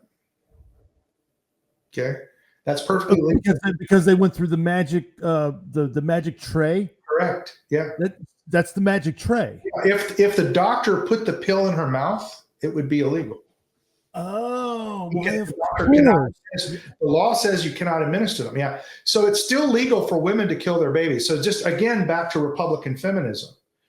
We just said, okay, doctors can't kill babies, but mothers can. Still legal. Which feminism, even conservative feminists, this was a shocker to me. Yeah. The number of Republican women, conservative women, who will sit there and go, yeah, abortion's bad. We don't, but at the end of the day, no, they support it.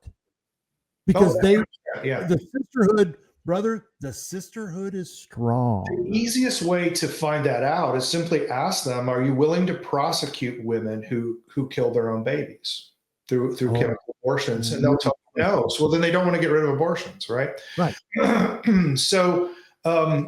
you see how it works? They leave a loophole. So now Planned Parenthood makes more money because they don't have to have a surgical center.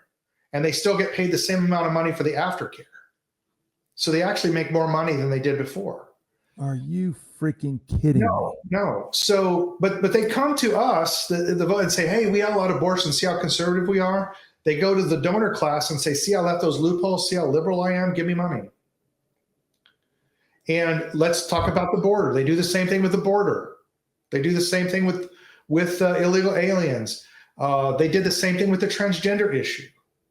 Okay, the bill that I wrote had 3 sentences in it, which would have classified transing a child either socially, chemically, or surgically as felony child abuse.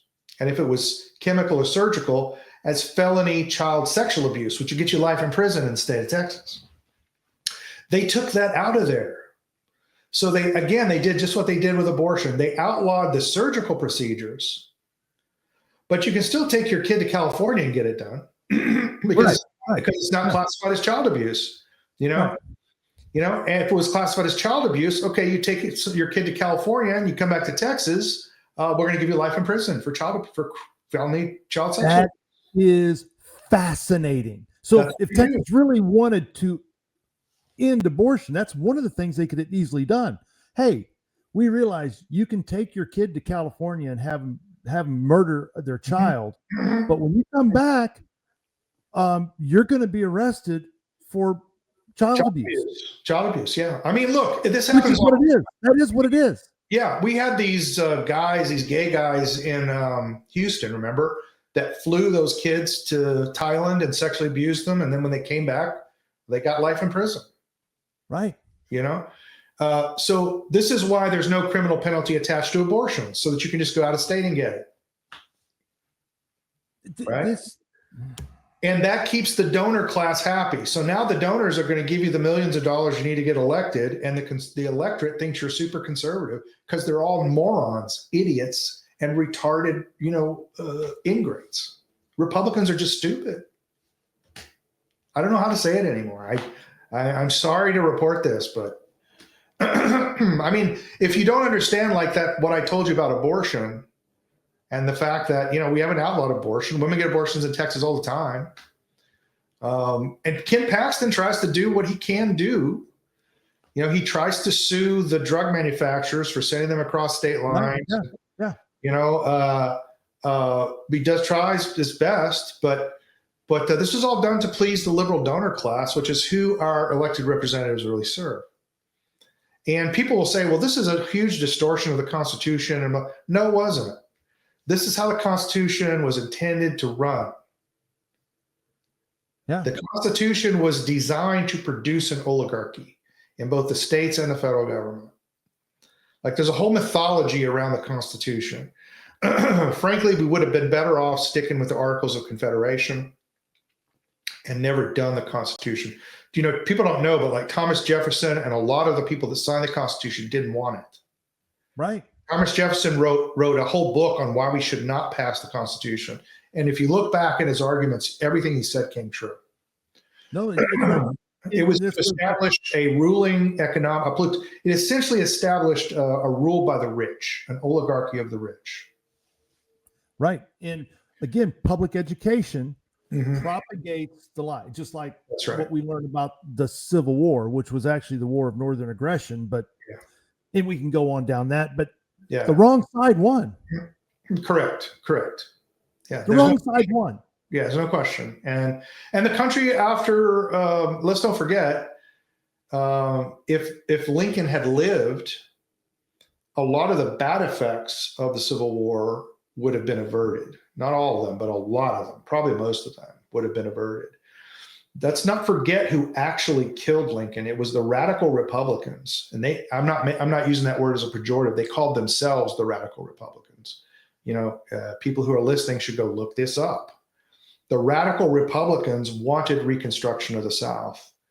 And what they meant by Reconstruction was reducing the South to a helpless political power, because the South had interfered in the foreign policy of the United States and had kept a high tariff, which had hurt Northern industries. And so the radical Republicans wanted to destroy the political power of the South so they could reduce these tariffs. And they're the ones who are really responsible for Lincoln's death. Everyone thinks it was like some crazy Southerners, but it wasn't. It was radical Republicans agitating because Lincoln refused to do Reconstruction. His point of view was they never left the Union, so there's nothing to reconstruct. And fascinating. Yeah. People just need to look into these things. So after the Civil War, the government was never the same. The entire purpose of the Constitution was overturned after the Civil War. And then it was again overturned with Wilson and FDR and the establishment of the administrative state. 1913. Yeah. Well, and you could argue you had another one sort of overturned the order of the administrative state after World War II, where you essentially had the creation of a deep intelligence state, which basically, for all practical purposes, used a managed industrial policy like the Soviet Union used on a massive scale for defense industries, and took control of the American economy as well as its politics. And so you've had these three big events that have happened, and the only thing you can ultimately conclude is the Constitution did not work.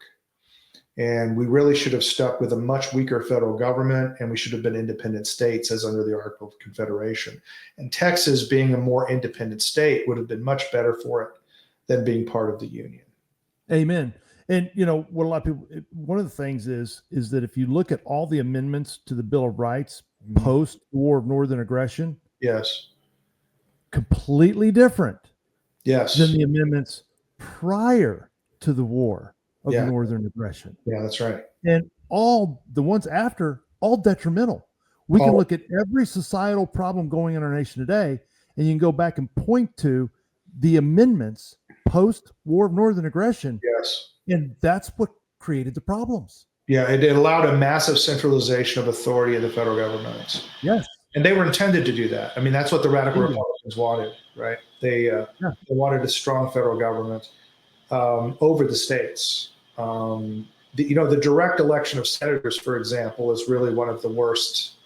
Which happened in 1913, the 17th Amendment. Yeah. I don't think a lot of your audience may not know, but prior to the Civil War, your senators were actually elected by your legislatures. Exactly. They weren't generally elected. So the states actually were represented. The state government was represented in the federal government. Exactly. And that's why the Senate was given the power over treaties, because all the states had to agree on American foreign policy. Yes. And that was the idea. The radical Republicans, when they got this change to the direct election of senators, overturned that order. And today, the states have no place in the federal government. They have no power, no place, and that was intentional. Bingo. Yeah. And so all right. So somebody listen, I'm always looking at this from the perspective of the person listening in on this conversation. Okay. Well, that's all fascinating and interesting, but what does that have to do with me today? And the answer to that is your story. How it all culminates in a father losing his son to a system that. Yeah. And the donor class and all the stuff we talked about with the donor class came into play. I mean, the people that I've actually been fighting in my lawsuits are Paul Singer and George Soros. I've been fighting the largest donor of the Republican Party and the largest donor to communist causes in the world. And those are the people I've been fighting. And that's why I keep losing, So anyway, I'll just go back to it, so the school was transitioning my son behind my back. And this ramped up. So eventually it led to another trial in 2019. And the top experts in the world on the transgender issue from both sides showed up at this 205th District Court under Judge Kim Cooks.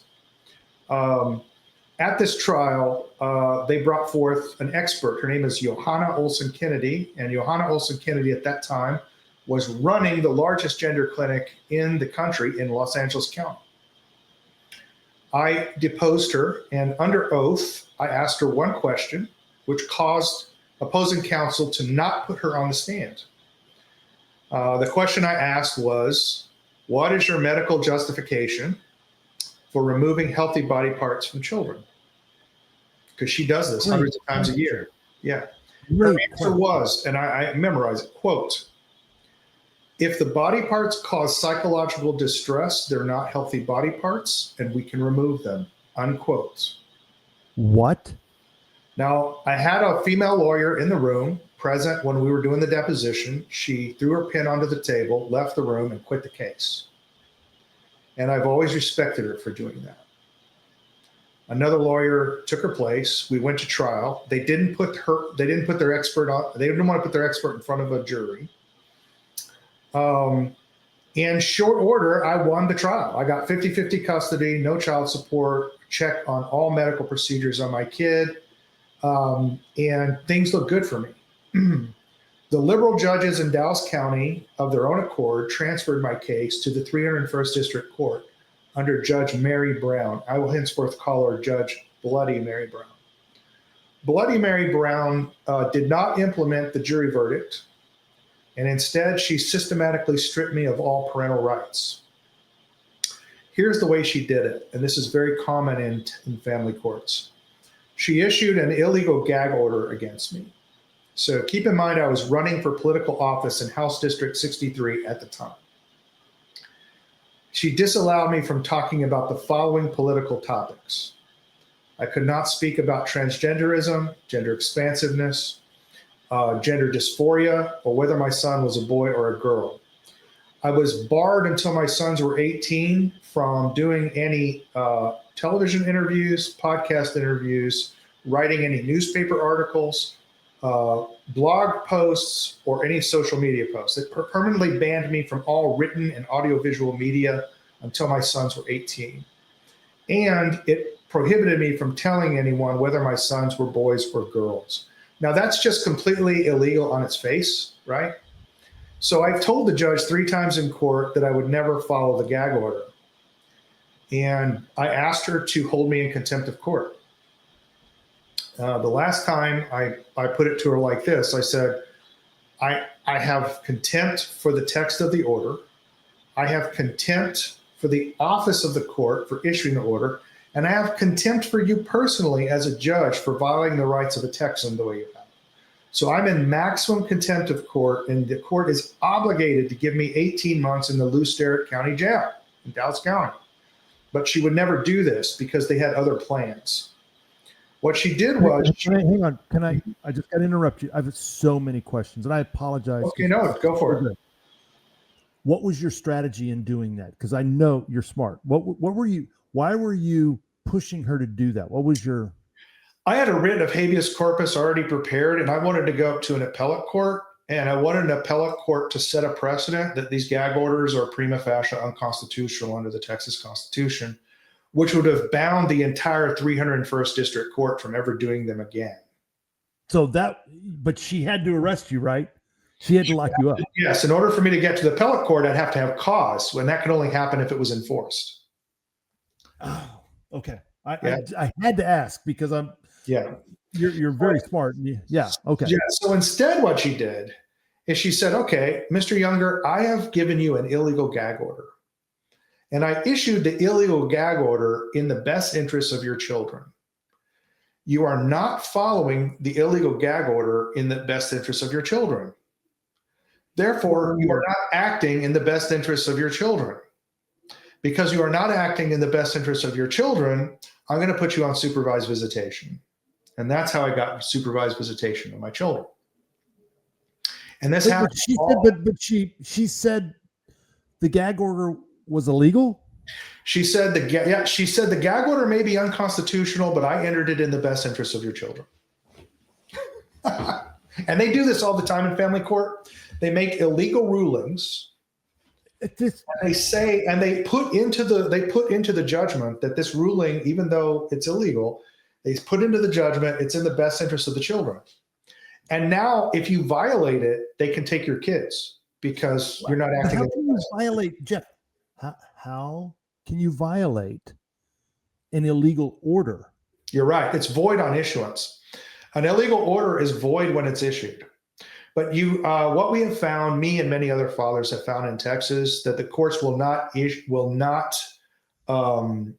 adjudicate anything on appeal based on the void order doctrine. The courts just will not accept it. They simply won't do it, especially at a family court.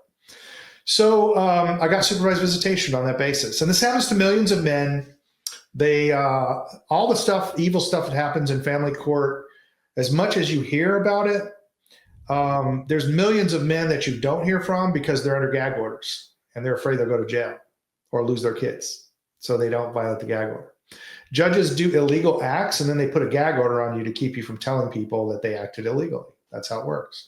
We saw that with Steven Crowder on a big scale. Yes. We saw that on Steven Crowder, Louder Yes. with Crowder, for those who are familiar with his podcast, when he went through that nasty divorce with his ex-wife, who accused him of all kinds of things, showed a doctored video and all this, and everybody thought Steven Crowder was a piece of crap, violent, abusive husband, but he had a gag order put on him by the family court. Correct. His ex-wife didn't. He did, and he couldn't say anything. And what did we find out later, Jeff? We found out that the video was doctored. It was actually out of sequence even. And that, in fact, it was her who was being emotionally abusive to him. Bingo. Okay. I just had to throw that in there. Go ahead. Let me just interject here. The judge that Steven Crowder has is in Denton County, where I live. Oh, really? It's Claire Shipman. Yeah. Claire Shipman is infamous because she cooperated with a very prominent LGBT law firm, the Wysocki law firm, in order to try to get precedent for custody to LGBT couples. There's a guy named Clay who his wife divorced him, got custody of his daughter. She shacked up with the guy she had an affair with, but then she was killed in a car accident tragically 6 months later. The judge gave the boyfriend visitation rights over the child. Can you imagine being a father and the guy that broke up your marriage gets visitation rights over your child? That went up to Supreme Court and they struck it down in a rare bit of sanity from the Texas Supreme Court. But Shipman did that as part of a program to try to get precedent for LGBT families to get custody, visitation for children. So, and Claire Shipman has been reelected twice by Republicans since that happened. That's how stupid Republicans are in Denton County. Is she a Republican judge? She's a Republican, yeah, and she's been twice been reelected by Republicans in Denton County. That's how stupid Republicans are in my county. Yeah. And that's the judge that Steven Crowder had. So just to let you know how bad Steven Crowder actually had it. It's much worse than just the gag order that he had. But it's very common. What Steven Crowder, Very I mean, you a little different because of the extenuating. I mean, no, I think it's not uncommon. This is what has to be emphasized, Jeff. This is not uncommon stuff. This is every day. Yeah, I would actually be willing to say that in every contested divorce, where you're going to have a trial, judges issue illegal gag orders on the fathers, all of them. Like, it's literally every time. It's SOP. It's SOP. Yeah. If you look at the standard orders for family cases in your county, you'll see gag orders are in there already. It's in the standard orders. Against the father, not the mother? It usually enjoins both father and mother. You just never see it enforced against mothers. Yeah. Oh. I mean, why would mothers need to use it, right? The injustices are all committed against fathers. Of course. Girls are sugar and spice and everything nice. And fathers want to tell people because they don't want these judges reelected, right? So the judges are protecting their reelection by preventing, you can't know what they're doing on the bench because people can't tell you. It's illegal. I mean, how corrupt is that? But that's how it works. So she took my children from me and put me on supervised visitation based on the fact that I wouldn't follow an illegal gag order. So, and just to let you know, I had a trial later in California, and the California judge, who, believe me, is about as against me as anybody could possibly be. I mean, he's a straight up communist pedophile, right? This guy said this gag order is totally illegal. And I'm not, he removed the gag order from me. He's like, even I can't make this fly in California. Are you seriously? So it was that blatant, that egregious. I showed this to a constitutional lawyer here in Texas, and the guy literally fell out of his chair. He ran out of the office showing it to other lawyers. Like he actually thought I was lying about the gag order. You could probably get that a lot. That's like I told you at the beginning, the first time I saw you in your story, I'm like, no way this is true. Yeah, and they still didn't believe me. They actually went to the court website and pulled it up because they thought I had doctored it. Unbelievable. So anyway, I lose access to my children on supervised visitation. So the judge chooses forensic counseling services in Dallas County. And this is a gay and transgender counseling group to do the supervised visitations. And they refuse to allow me to take my son out of a dress, and they refuse to let me pray with my son. And what happens, the reason that, and I tell fathers this all the time, if you get supervised visitation, don't ever do it. And the reason, whereas women will all tell you the opposite. Just don't do it. I'll tell you the opposite. Yeah. Okay. So the reason is, what those psychologists were trying to do is they wanted to put my son in the most uncomfortable position possible when he was with me. Mm-hmm. Okay. And they would report that discomfort as fear. Bingo. And then they could take my children based on psychological criteria. So any father out there who's been put on supervised visitation, it's a trap for you. Like, it provides them infinitely malleable material that they can lie about and manufacture psychological evidence against you. So then, since I didn't go to the supervised visitations, the judge said, let me just go through the chain of reasoning again. I issued an illegal gag order in the best interest of your children. You didn't follow the illegal gag order in the best interest of your children. Therefore, you were not acting in the best interest of your children. That means I'm going to put you on supervised visitation because you're not acting in the best interest of your children. But now you didn't go to supervised visitation, where we were going to make you say your son was a girl. Well, since you didn't go to supervised visitation and the court offered you the ability to visit your children and you chose not to, you've abandoned your children. And since you've abandoned your children, we're going to let your wife move your children to California since you're not seeing them anyway. That's how it worked. And that whole 4-step process was worked out in detail with by opposing counsel, who was Coons Fuller. And they're the largest donor to judicial campaigns in Texas, and they buy judges. So that was a 4-step process. And Coons Fuller does this in all their divorces. It's a proven 4-step process. They just run it, and we're one and done. So I went up to the Supreme Court of Texas and argued in an emergency mandamus. I had to write it myself. It's about 50 pages.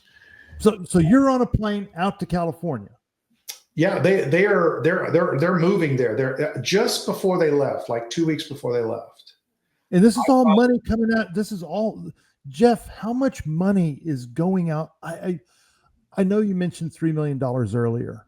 Yeah. I mean, it's more than that, but that's what I've done in direct legal stuff and other things. So I go up to the Supreme Court and I argue that, look, California had just passed its transgender kidnapping bill. That's why she wanted to move to California. And the transgender kidnapping bill said that if we have a gender dysphoric child, right, a transgender child, we will not repatriate them back to states that don't do gender affirming care. But we had just outlawed it in Texas, right? So they would never send my sons back to Texas under any circumstances. Alliance Defending Freedom and First Liberty and a lot of the conservative law firms warned conservative parents not to take their children to California. So it's really not safe for you to take your kids to California now after they pass that law. So I go to the Supreme Court of Texas and I argue that under the transgender kidnapping bill, my sons would lose the protection of Texas law because as soon as they're in the jurisdiction of California, California says that they have a right to these medical procedures. They have a right to be chemically castrated. And if me or my ex-wife opposed my sons being castrated, the state will take the kids and castrate them. And I said, you can't let my sons move because it would not be in their interest to do this. So here's what Justice Blacklock, I call him Black-Hearted Blacklock. Then Justice Blacklock and Justice Young wrote the opinion against me. They ruled against me and let her move to California. They literally wrote in the opinion that she was no more likely to transition my son to a girl in California than she would be in Texas. And they let her move. 6 months later, Governor Abbott promoted Justice Blacklock to be Chief Justice of the Texas Supreme Court, where he sits today. Okay, repeat that. So after he rules against me and lets my son move to California, right? Did Abbott know about Did Abbott know about this case, Jeff? 100%. Yeah. There are some ways we know this. So one way is when I got into Bloody Mary Brown's courtroom in the 301st District Court, I was assigned a counselor, and her name escapes me right now. It'll come to me in a second. And she was appointed by Governor Abbott to the Red Flag Commission, which if your audience doesn't know, Abbott wanted to pass a law that would allow the government to take your gun rights if they thought you were mentally ill. Yeah, Dan Crenshaw's famous Dan Red Flag, Correct. Red Flag Crenshaw, but Abbott right in there with him. Right. So this counselor was the one who was put on the commission to develop the psychological criteria for that.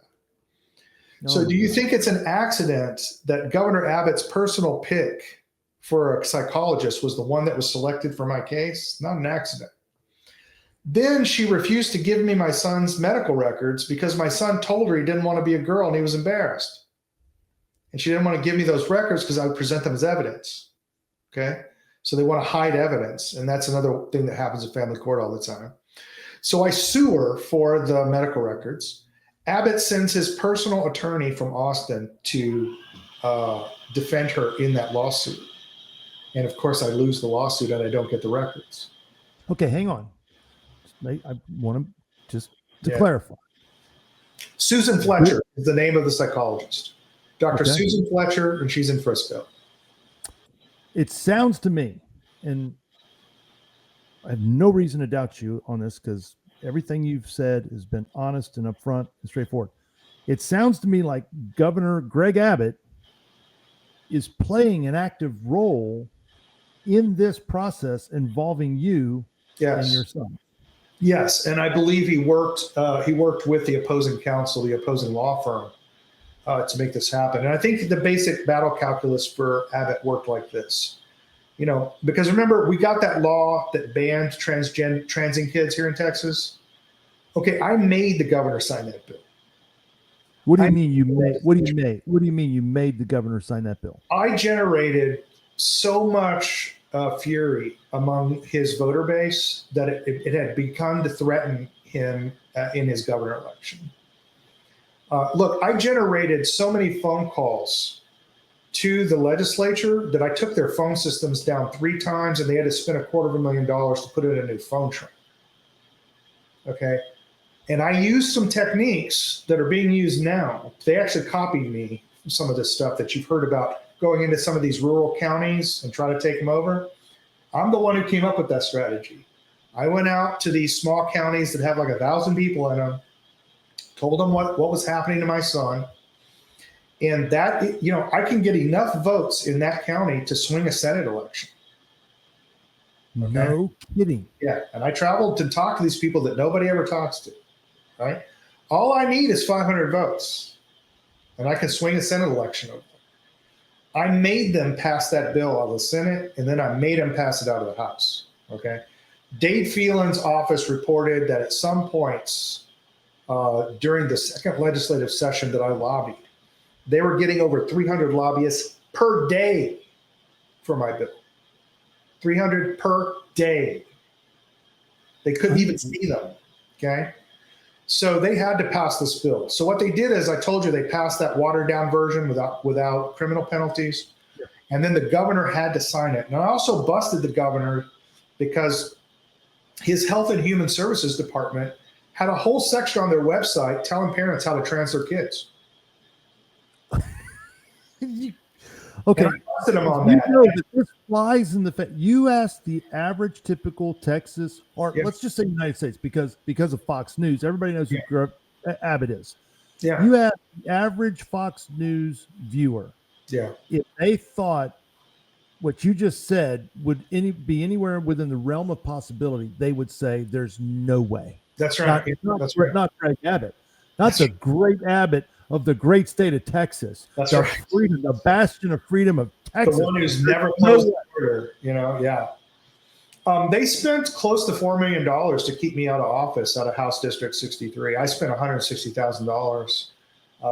Why would they spend so much money? Do you know what the scuttlebutt I got from the people in Austin? The thing that terrified them the most was my threat to landmine the southern border. I love it.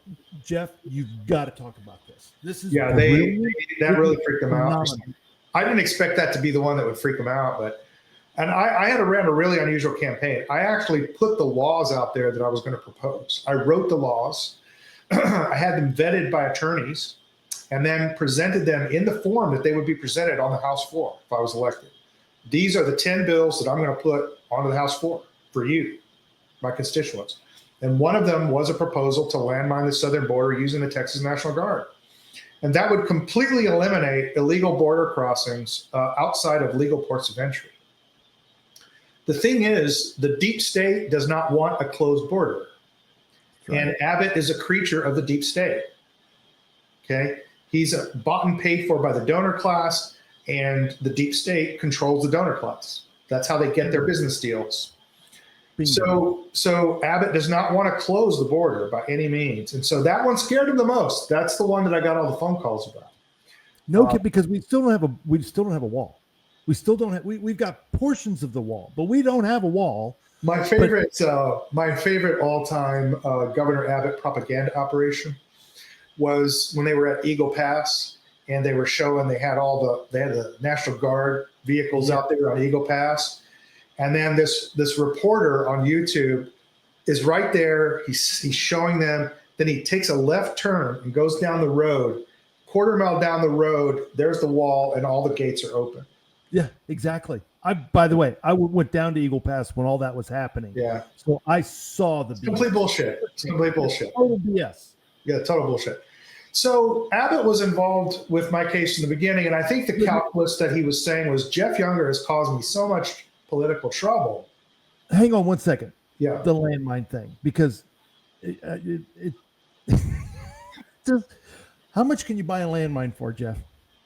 Landmines, the most sophisticated landmines, $4. Most of them cost between $1 and $3.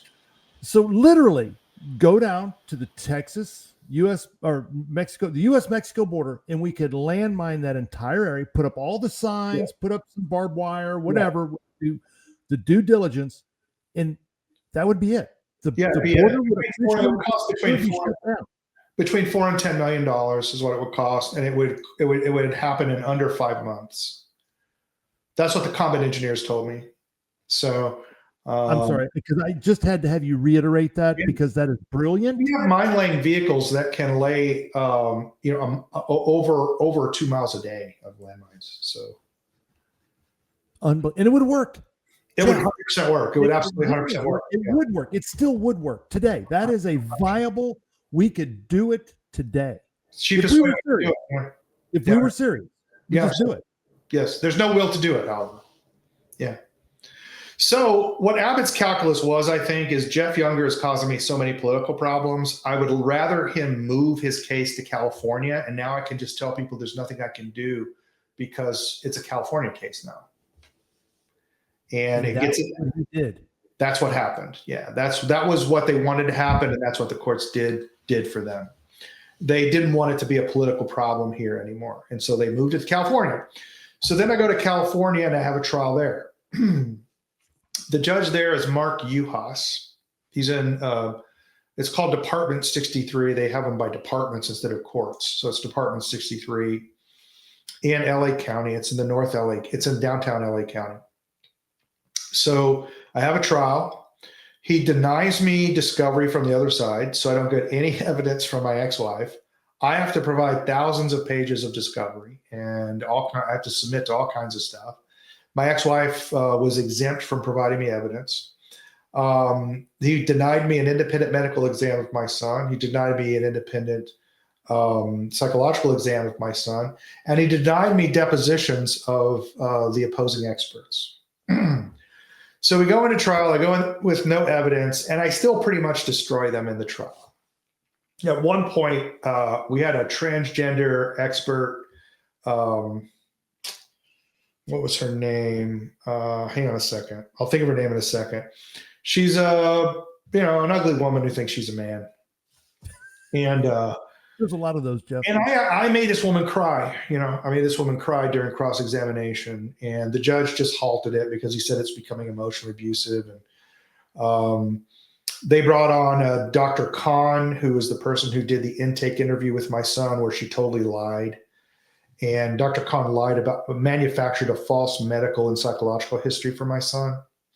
That's why I called her Dr. Khan job in the courtroom. And nice. I exposed Dr. Khan's lies. But of course, it doesn't matter. I just wanted to put this on the record. I was intending to appeal because I knew I was going to lose.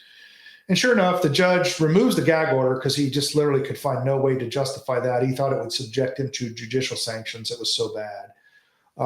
But he kept me on supervised visitation, said that my ex-wife didn't even have to give my letters to my sons, and gave her sole medical decision-making power. And my son was chemically castrated soon after that. I went up on appeal, but the judge convinced the court reporters to not give me the records of the trials, so they would just not return my emails and things. And so the deadline to appeal passed before I could get the trial records, which are required in order to file an appeal. So they used extrajudicial means and corruption to thwart my ability to appeal. And then I can't talk about it because I'm under seal from a federal court, but I initiated criminal proceedings.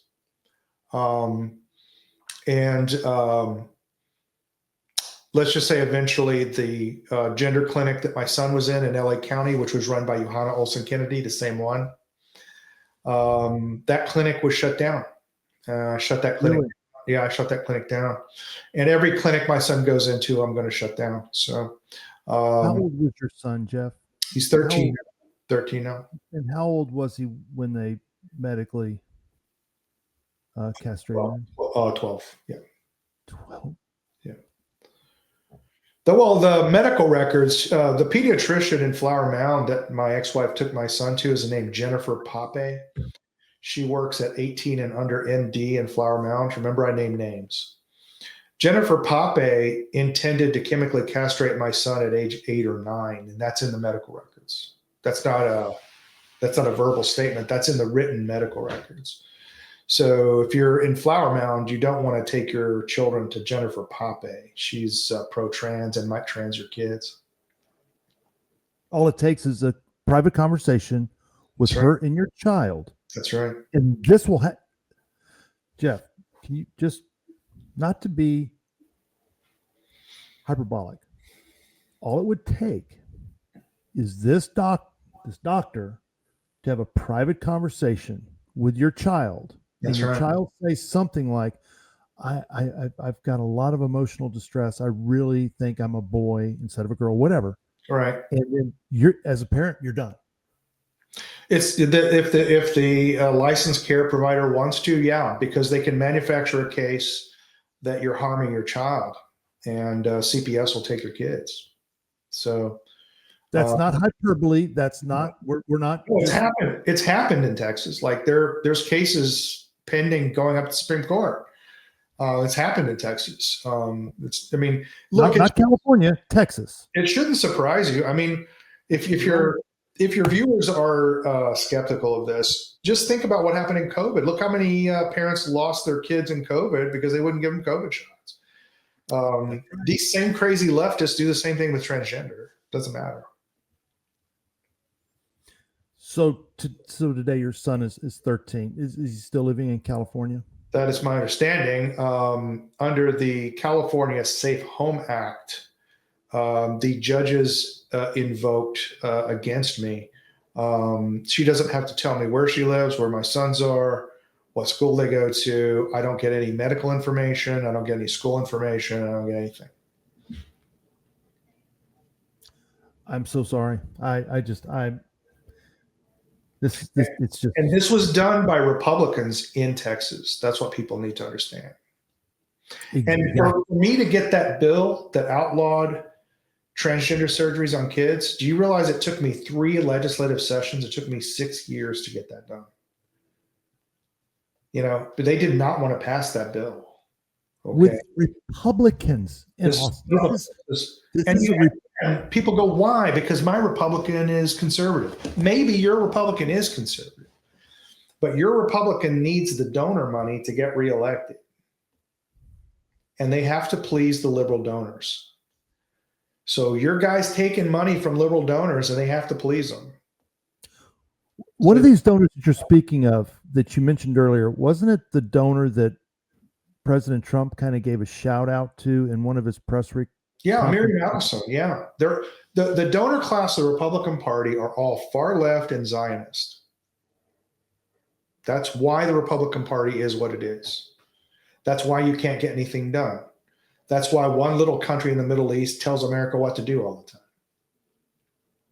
Because the billionaire donor class are all left, far left. They're not liberal. They're far left. They're Antifa far left. Like I call it Trantifa now because Antifa has pivoted to protecting trans people. So it's like Trantifa and Zionists. That's what the Republican donor class is like. And, that's what you're dealing with. And so your elected representatives look conservative to you, but you gotta ask yourself, what is the effect of the laws that they passed? The Republicans have controlled this state since 1994. And we didn't even get constitutional carry till what, 8 years ago? Yeah. I mean, it took us 27 years to get constitutional carry in the state of Texas. That's because the liberal donor class is against gun rights. The people that fund the Republican Party don't believe in gun rights. And so your representative may look conservative to you, but they're heavily influenced by the donors much more than they're influenced by you. I can assure you of that. And this is the bottom line. The process is complex on purpose, but yes. It's basically very simple. It's follow the money, right? At the end of the day, am I oversimplifying that when I just say, hey, follow the money? No. And again, the rhetorical problem for an elected official is how do you deal with a right-wing voter base? You need the votes to get elected, but you also need the money that the donors give you to get the votes. So how do you solve that problem? You write bills with loopholes that have no effect. then you can tell the voters that you're conservative, and you can tell We got it done. We got it done. Yeah, you can tell the liberal donors that you left loopholes, so their concerns are satisfied. And that's the game that Republicans in Texas have been playing on us since time immemorial. And it's been happening since 1994. I've been active in Texas politics, since 2004, roughly. So how stupid can Republicans be that they haven't figured this out? I figured this out in the first year I was involved, that the donors were calling the shots and they were leaving loopholes in laws. Like, how dumb can you be? Like, this is the reason I say, like, if we had voters that were as good as Democrat voters, we would completely control the country and there would be no Antifa here. They'd all be in supermax prisons. Our voters are objectively inferior to Democrat voters. I agree. Democrat voters don't put up with this shit. I agree. If in the Democratic Party, if these guys don't perform and go after that leftist liberal agenda, they go after them. They not only take them out of office, they get them fired. They go after their kids in college. Like, their elected officials have to go after their agenda or they suffer. But Republicans are so stupid they don't even know that their agenda is not even being enacted. Jeff, and I'm trying to think of the gentleman's name. He runs Texas Scorecard. Michael. Oh yeah, God, terrible names. I know. I'll think of it. But Yeah. Texas Scorecard, pretty popular, and I like him. He's a good guy. I like Texas Scorecard. Me too. I subscribe to Texas Scorecard. Yeah, they're good. So I heard that gentleman speak at a Republican something several years, well, more than several years, probably 5-6 years ago now. And he was speaking to a small group of us, and he told a story. And I'm gonna just run through it real quick. He got off a plane in San Francisco. He was traveling on business, whatever. He noticed there was a commotion inside the terminal he was in, and he saw Nancy Pelosi was kind of in the middle of this group that seemed to be in this in the terminal there, and it was a very angry mob surrounding her. Yeah. And we started walking towards it thinking, man, where did all these Republicans come from? They've got Nancy Pelosi cornered in the terminal and she's frightened. He gets over there, starts listening, and what he discovered was it wasn't Republican voters. Yeah. It were her voters. Correct. And they were pissed at her. Yeah. And it dawned on him. He said the big difference between the Democrats, their voters and their politicians, and the Republicans, the voters and politicians, Democrat politicians truly fear their voters. They do. Republican politicians do not fear their voters. They have no fear at all. None. And when you say fear, let's be clear with the audience. We mean they fear for being reelected. They fear losing their job. They fear their family being harassed, and they fear being physically hurt. Exactly. They fear for their safety. They do. Yes. Not Republicans won't even, Republicans won't even disinvite you from a cocktail soiree. Yeah, exactly. Let me tell you a story about what before I ran for office. I wanted to see what I was up against. So I went down to Dallas County and used my middle name and went to a Democratic club meeting.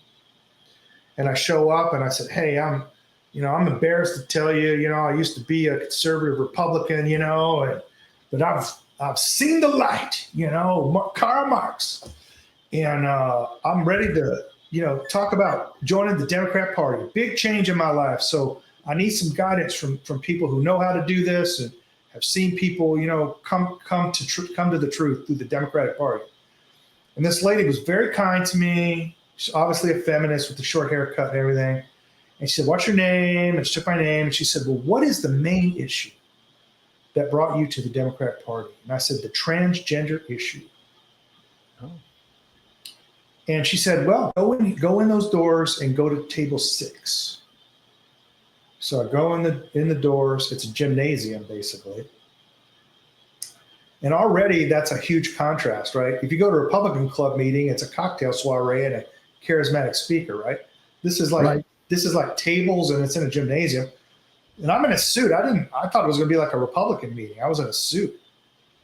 So I walked over to table 6 and there's a bunch of blue-haired lesbians there. And I said, hey, I'm new to the Democrat Party. I'm new to being active in politics. Transgender issue is the one that, caused me to switch over. They were great, and they started asking me where I live. And they were real excited to hear I was in Flower Mound. That's one of their target districts and target cities. And they give me this binder, and it was basically an instruction set on how to take over your precinct. And they said, well, if you can get 25 people to come to a cocktail social for a candidate in your precinct, and if you can get those 25 people to show up to one of our election events, we'll give you a $50 budget to host another event. You start to get the small budget, right? They're stroking checks. No, they're stroking checks. Oh, yeah. And then they said, if you can get 100 people in your precinct, they'll put up a website for me. And that website will have a donation link, and I get to keep, I think it was 10 or 15% of the donations for my own group. Whoa. Remember, I was a precinct chair, so I was involved with all the campaign fundraising every year. Yeah. We don't do. When I say we, no, you don't have any support. Like, there's nothing at all. They got anything like that. Nothing. The Republican Party has never thought of you as a precinct chair. They're complete. They don't have any ability. They never even thought of any of this. And then it told like, we talk about being pro-union. How do you talk about being pro-union to conservatives so that they'll come around to your point of view? There's a whole page on it. How do you talk to them about social welfare programs? And how do you deal with different objections? Like, what if they call you a socialist or a communist? Like, how do you deal with that in a compassionate way that they'll see your point of view on? They give you like a page on that. There's like whole issue primers on everything about how to talk to people in conservative districts to get them onto your side, right? And so they just give me this whole program, So I go, oh, this is how it works, So then I went to run for office, and I start talking to my Republican precinct chairs, and they can't even get voter lists in their own precinct. They can't even get a voter list, The difference in organizational abilities and the way the Democratic Party pushes the money down to where the votes are, whereas the Republican Party hoards it at the state and county levels. Jeff, when it comes to the election time, and again, now I'm speaking from personal experience at the county level, precinct chair. Okay. Yeah. But like getting out the vote and we're door knocking, because Republicans, we still do everything so 50 years ago. Okay. We're still, getting volunteers to, do the parking lots, do the, walking neighborhoods, knocking on doors, this and that. It's all volunteer. It's all precinct. Nobody's getting, okay, maybe I'm the only idiot and was the only one not getting paid a dime. And I didn't do it for the money. That's not what I'm saying is, you need money to get the vote out, man. You need a vote to get the vote out. It takes cash to do this. It takes a lot of time. You're asking people to take days out of. And the party has the cash. Yeah, it's not but people are working all the time now. People are working all the time. They don't. Listen, I can tell you here in Flower Mound, I'll give you, again, examples persuade people and make them understand. We had a protest, the No Kings protest came to Flower Mound, right? And, how do they get all of these? They got like 300 people to show up here in Flower Mound. And these are people that drove in from Denton and all over the county, not just from Flower Mound. How do they do that? Well, they went to local Democrat businesses and said, hey, would you be willing to just give free coffee and a donut for these people when they come to your donut shop? Hey, when they come by, can you give them a free lemonade and a brownie, out of your little business and, that kind of stuff. And they get people out, and the people come to these protests. They feel supported by their Democrat businesses, and they feel like they're coming into friendly territory. And I got a nice lemonade here. I'm not hungry. It's like a positive thing. And so they can get hundreds of people to show up. It's unbelievable. Well, and anybody who's ever dealt with young people knows this. If you get pizza and beer, you can get an infinite number of young people to show up. Bingo. And right now, we don't have any young people showing up. Jeff, there's no young people showing up. That's right. So I'll tell you, I overturned 2 seats in the Capel City Council one time. Yes, please. And I did it with hot dogs. So I got I had a veterans hot dog roast at the senior center in Capel. Brought in all these old folks who were veterans. And it was kind of cool too, because a lot of them were Marines, and I got to shoot the shit with these old Marines, and some of these guys had bullet holes in them. It was pretty cool, man. And so we had beer and hot dogs, and just so happens I did it on election day. And it just so happens that I chartered a bus. And if anybody wanted to go vote, they could just get on the bus. We'd take them there and come back, and their hot dogs would be ready. And we got enough votes out to overturn 2 people on city council. So, it's not rocket science. Anybody who's ever done an event knows what draws people in. Pizza and beer basically is what you do.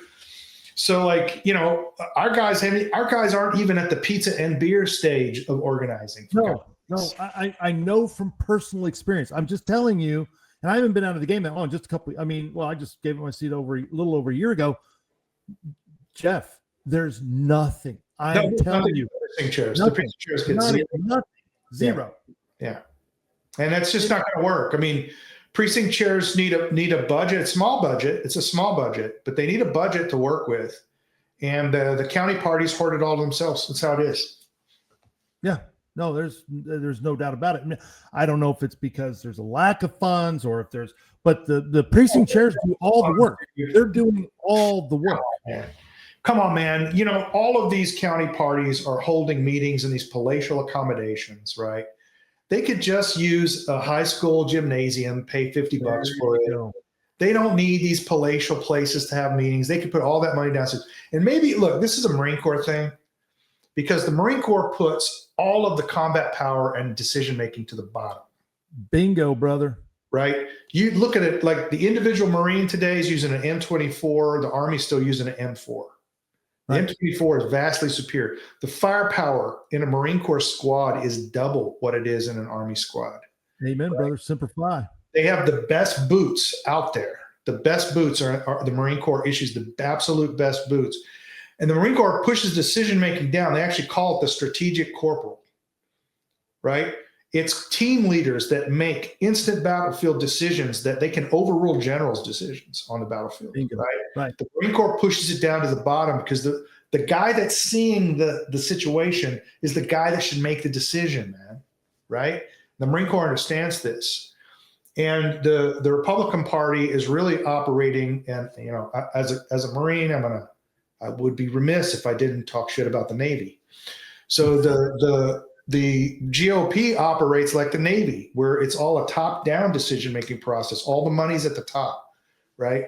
And so that's one of the big differences between Republicans and Democrats. Like I said, if we organized like Democrats and we had voters that were as aggressive and informed as Democrats in the Republican Party, we would control the entire country. California would flip. We would absolutely the entire country.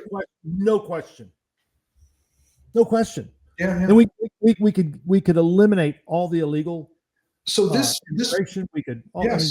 And this brings us to the fundamental problem that nobody wants to talk about: is our voters suck. Yes. Republican voters suck. So we have one of two choices, and only one of two choices. Okay, we can go get different voters.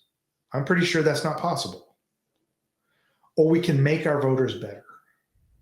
Okay. There are 0 programs anywhere in the Republican Party at the federal or state or county levels, anywhere in America, that are dedicated to making better Republican voters, making them more resistant to propaganda, making them understand how the election process actually works, Like, hey, here's what a primary actually is. Did you know we have an electoral college for electing the president, by the way?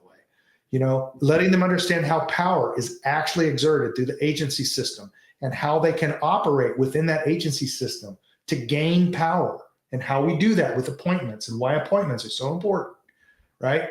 There's no program out there to do that. What we have, unfortunately, are basically colonial era constitutional education programs where people talk about the quote conservative principles and the conservative the Constitution of the United States, and they teach the Constitution as though it was 1776 and there never was a Civil War, there was never a progressive revolution, and there was never World War II.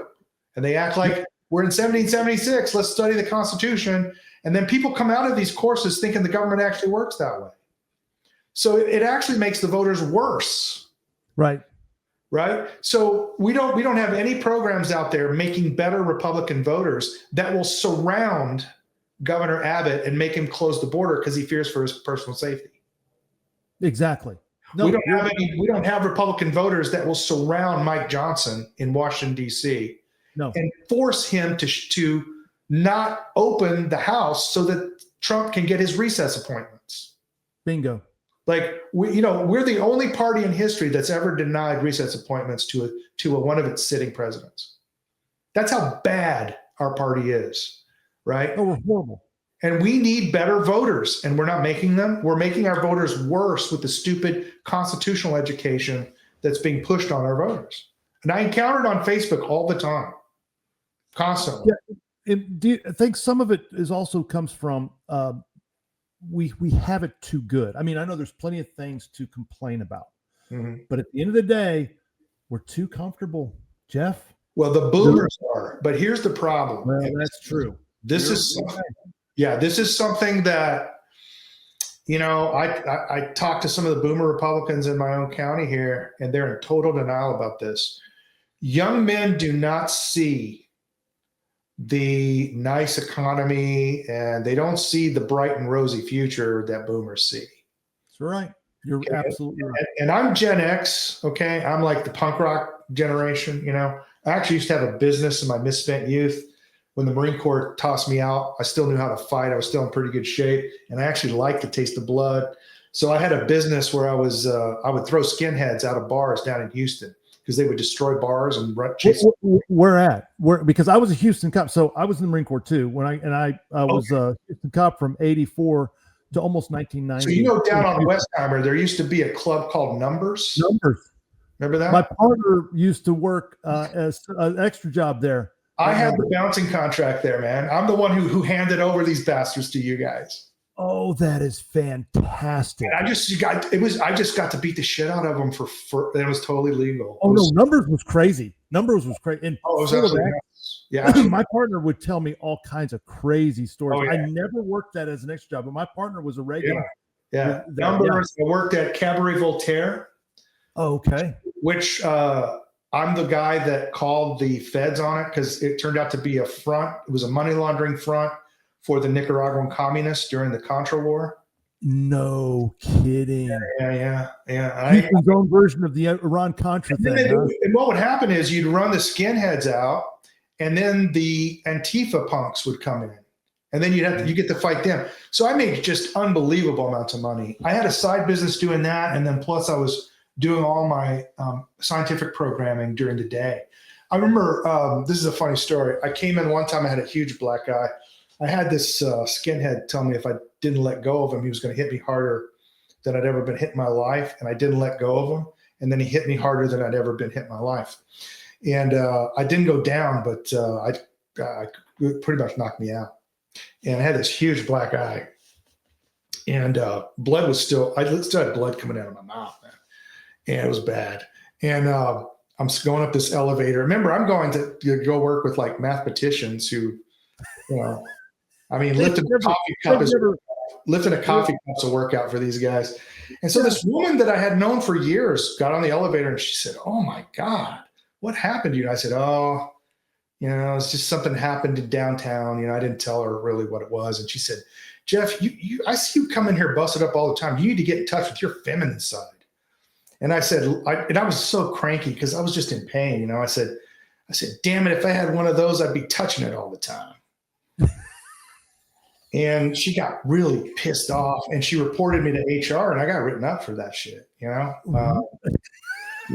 Yeah. Oh, I became a legend at this company. This is a company that did software for chemical refineries, and I became a legend for that remark, by the way. But Cabaret Voltaire was one, and I followed a lot of the punk bands. A place called Cardi's. Oh yeah, Cardi's. Yeah. So when Black Flag, the punk band, did their last tour, I did the security for them, and Henry Rollins actually kicked me in the chin. No kidding. Yeah. He said I was being too rough, so he kicked me in the chin. I was like, okay, you don't want to be rough. I'll let him on stage. They get on stage, and then I found out Henry Rollins liked to fight. He would just fight skinheads himself. He was upset that I wasn't giving him any.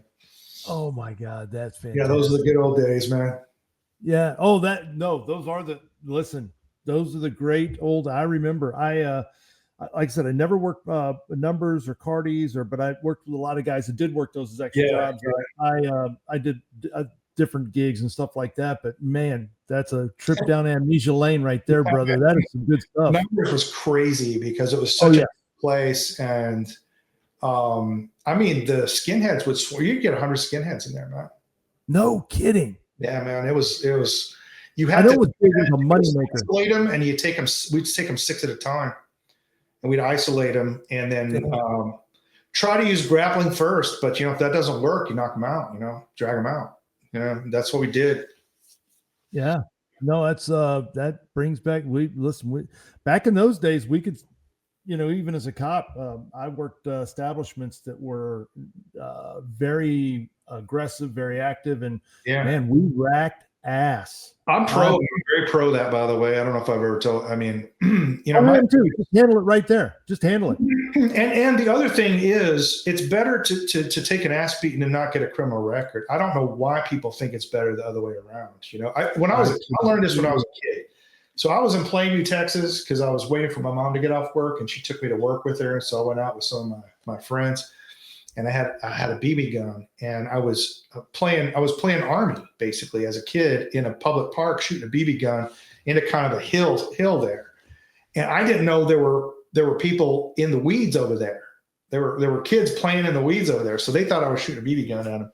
So the cop comes up and he takes the BB gun and he says, "You can't shoot a BB gun, in the city." And I'm like, "Oh, my bad. I didn't know they were over there." And he said, "Would you apologize to him?" I'm like, "Yeah." When I shook hands, I was saying, "Hey, man, I'm sorry, I didn't know, but I'll tell you what. Why don't we go out of the city limits? We'll all go shoot this BB gun, Right, yeah. And the cop slapped me really hard, knocked me down, and he said, "That's so you remember that it has to be outside city limits, and I'm gonna call your dad next time." I didn't have a dad, but I didn't get a criminal record from that, and you learned your lesson. Yeah, and they did that all the time. Some high school kid would, run into a telephone pole with his car going too fast or whatever, and they'd write him a speeding ticket, and then they'd slap him around a little bit and say, "Don't do that shit here. You're going to hurt people," and you just not do it again. Right, and it fixes the problem. Record. But nowadays they want all these kids to get criminal records. I'm like, well, why don't you just let him pull out a sap, slap him across the ass, and he will forget that. He will never do that again. And men learn this way. This is how men learn. I mean, everything I learned in the Marine Corps was because I got kicked in the balls. Absolutely. The Marine Corps has a very primitive way of teaching you shit. And we take care of ourselves. We don't put up with. There's a culture. There's a culture. Yeah. And you live within that culture, you operate within that culture, you behave within that culture, or the culture will either correct you or it will expel you. That's right. Yeah. Yeah, absolutely. I mean, and it makes everything work because eventually people just kind of conform to the norms. And it's not, even in the Marine Corps, people talk about how strict it is. The Marine Corps actually gives you a lot of leeway if you think about it. When you get out of boot camp, you have a lot of leeway. But there is a line. Yeah, there's a line. Yes. You got to stay in those lines. You got lots of, like, for example, they let me come up with my own squad combat drills at the National Training Center. The Army would have never allowed that shit. Right. In a million years. But let me tell you something, man. If I did anything that violated the safety protocol, they would have beaten the shit out of me. Absolutely. Yeah, beating the shit You out would of have me. learned that lesson. We're not having that. You're not violating the safety protocol. But you have a lot. So the Marine Corps allows decision making. That's the way I see things, right? You have latitude, right? But when you step out of the safety lane, you get your ass kicked. And it's better to get your ass kicked than get a criminal record. Amen. Because life will be a lot rougher on you. Consequences will be a lot rougher on you. That's why I always find it so stupid. Like, please let the cop give you a lecture. Let him give you a lecture. Right, exactly. You might actually even listen to the lecture because he's seen things happen over and over again. You may actually just want to just listen to the lecture, right? And then take your warning instead of getting arrested. Exactly. How stupid can you freaking be? I saw that. Listen, as a cop, I didn't want to arrest people. No, it's paperwork. Bad people, yes, but I'm talking about everyday people that do something stupid or traffic. Or dude, I didn't want to write tickets. I didn't want to arrest people. I didn't want to mess with it. It's ridiculous. I didn't want to mess with it. The other thing is, like dealing with cops, because I've had to deal with cops in violent situations, like, doing this bouncy stuff.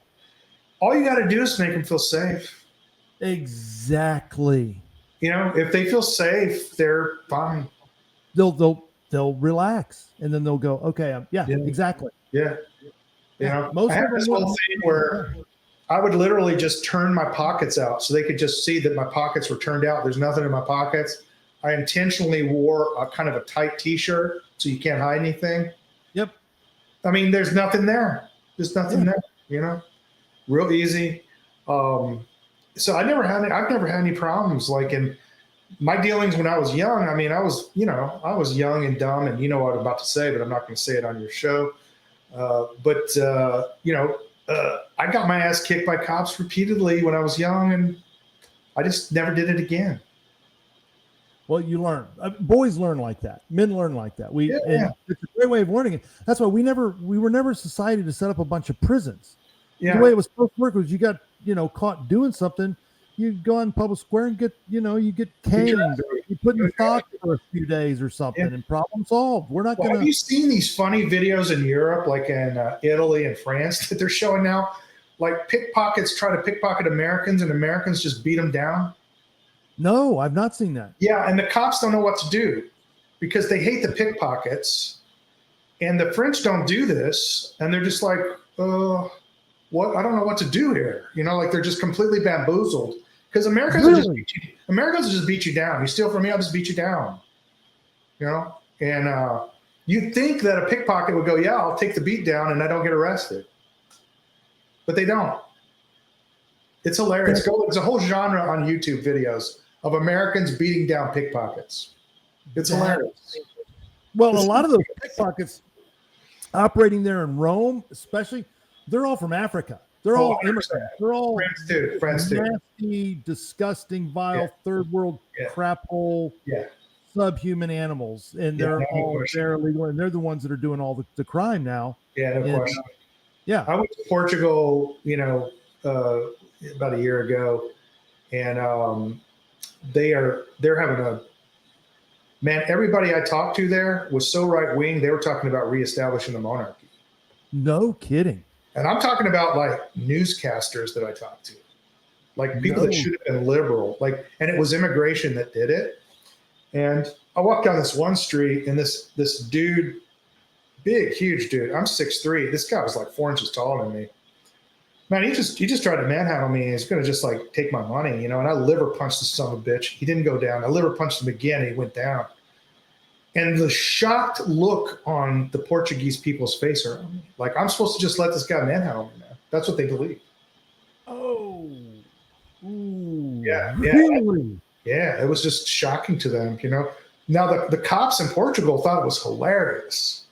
They loved it. They thought it was hilarious. I mean, absolutely hilarious, And so they just started yelling, "American, American!" to all the Africans, you know, it was just like, well, I don't know. That's what we do where I come from, you know. We're not gonna. Yeah, If exactly. you touch me, I'm gonna hit you, you know. And I didn't knock him out. I just liver punched him, you know. But, well, I'd rather be knocked out. yeah. If you've ever had one, you know. No, liver punch. No. My wife really hates it because I still box. I'm 60 and I still box, and she doesn't like it. And I refuse to go into the silver division because I feel like it's sort of like, it's almost like Special Olympics. I won't do it. So I have to take, the boxing commission makes me take the high risk physical like 3 times a year. No kidding. Very expensive. So they just think I'm not going to do it. And then they only let me fight twice a year. So I only fight once a year. My boys had never seen, 2 men really going at it. And my son, James, was a very talented boxer before the transition thing. I mean, like Olympic teams were looking at giving him a private tutor even, and just training him on boxing and farming him onto the Olympic team when you can go on at 16. You know, he was just that good. Wow. And my son Jude had a little bit of cerebral palsy from when he was born. And when his hands would cross the center line, he would lose control. And every punch in boxing crosses the center line, you know? So I put him in boxing and it cured him. That boxing, really? That cured him. Yeah, 100%. And with Jude, there's a story. I mean, I get a little emotional telling this story, but he could not jump rope. He could not coordinate himself to jump rope because of cerebral palsy. So for a month, I just had him just jump with us when we did jump rope. He would just jump in place. Then the next month, I gave him a rope and I said, you just got to jump once and then reset. Just jump once and reset. He jumped once and he did that for a month till he could do it reliably. And then I said, now you're going to try to just jump twice and reset. And then he did. The first time he did 2, 1, 2. The entire boxing, we had pro and semi-pro guys in this place. The entire gym shut down. Wow. They all walked over to him. And one of the guys, big, tall, black guy, said, well, we thought you were a quitter. And now you jumped twice. That means you're jumping rope. And you didn't quit. And that means you're one of us now. So we just wanted to welcome you to the boxing gym. Wow. And my son learned what it means to be a man from that. You know, it's not that you're the best at something. It's that if you're going to be on the boxing team, you don't quit. You don't quit, man. You don't quit. And then my son, James, when they finally saw kind of an exhibition match. And speaking of liver punch, I got liver punched in the first round, right, late first round. And you know how it is. You curl up into a position. You can't always. So James comes up to me and in a loud voice says, Dad, it hurts just as bad down there as it would standing up. Might as well get up. The referee started laughing. My opponent started. The referee gave me the longest 10-count history. Then he gave me a long standing 8-count. And then I finished the round. It was a 3-round match. I finished. But I realized at that point, like, my sons had my values at that point. And I actually don't think she could ever take that away from them. She can do whatever brainwashing she wants. But when you get those kind of values into a boy, they just going to come out later. Yeah, they stick. They're in there. They're in there. That's what I think. And I think in the end, it's that kind of stuff that'll save James. Amen. But boxing is one of the best things because in boxing, you actually fight. Yeah. It's not play. Right. You know, boxing is one of the few disciplines where you go 100% and you try to fight. And I think combat sports are just really essential for a young man. I don't think football. No question. Like wrestling, maybe. I did Greco wrestling when I was young. But that's another complaint I have. So I have an office in Serbia. And because I had businesses all over the world. So I had a friend there invite me to a barbecue because they have a barbecue they were occupied by the Turks for like 200 years, and so they kind of have like a Turkish barbecue kind of tradition. So it's pretty good. It's not as good as Texas barbecue, but it's real good. And so I thought, okay, I'm going. So I show up in jeans and just like casual wear. And then very quickly after the barbecue started up, some old guy looked like he was like 67, close to 70 or something, took his damn shirt off, tightened his belt on his jeans, and he starts yelling. And then some guy comes up, tears his shirt off, and they just start wrestling in the backyard. Really? And all the women are up on the porch smoking cigarettes, just watching, so eventually they want to wrestle the Texan, and I did Greco, So I go in there and I give this guy a run for his money, man. We wrestled literally for like 5 minutes.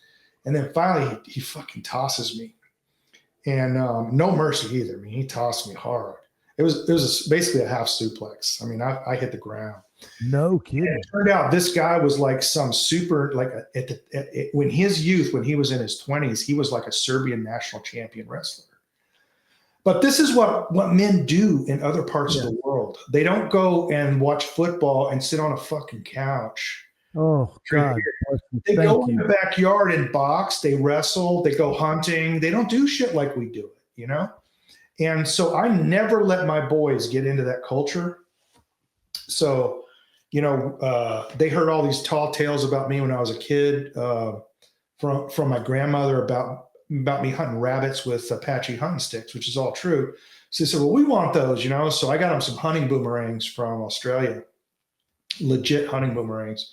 And there's where I live in Denton County, there's no season on rabbits. So we just go kill rabbits all day, all long. Go out in the creek, hunt rabbits, Right. Track rabbits. And so we just be outside all day in the winter, all day in the summer. We just stay outside and go to the boxing gym.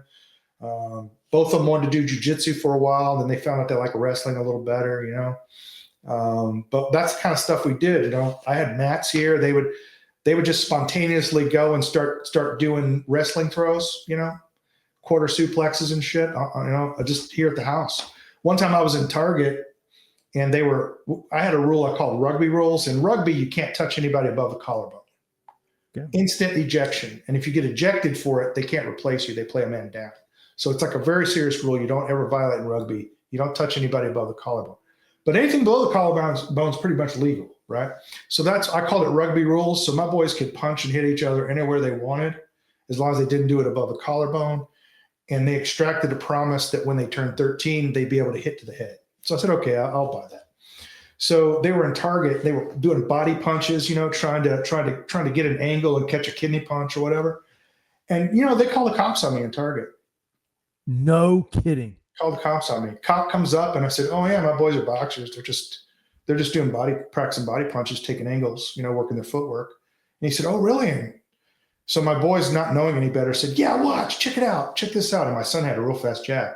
So he got 2 hard solar plexus jabs on Jude, and Jude just started laughing and he said, see, it makes me laugh. It doesn't hurt. And the cop said, oh God, this is okay. And he just walks off, But like, that's horrifying to parents today.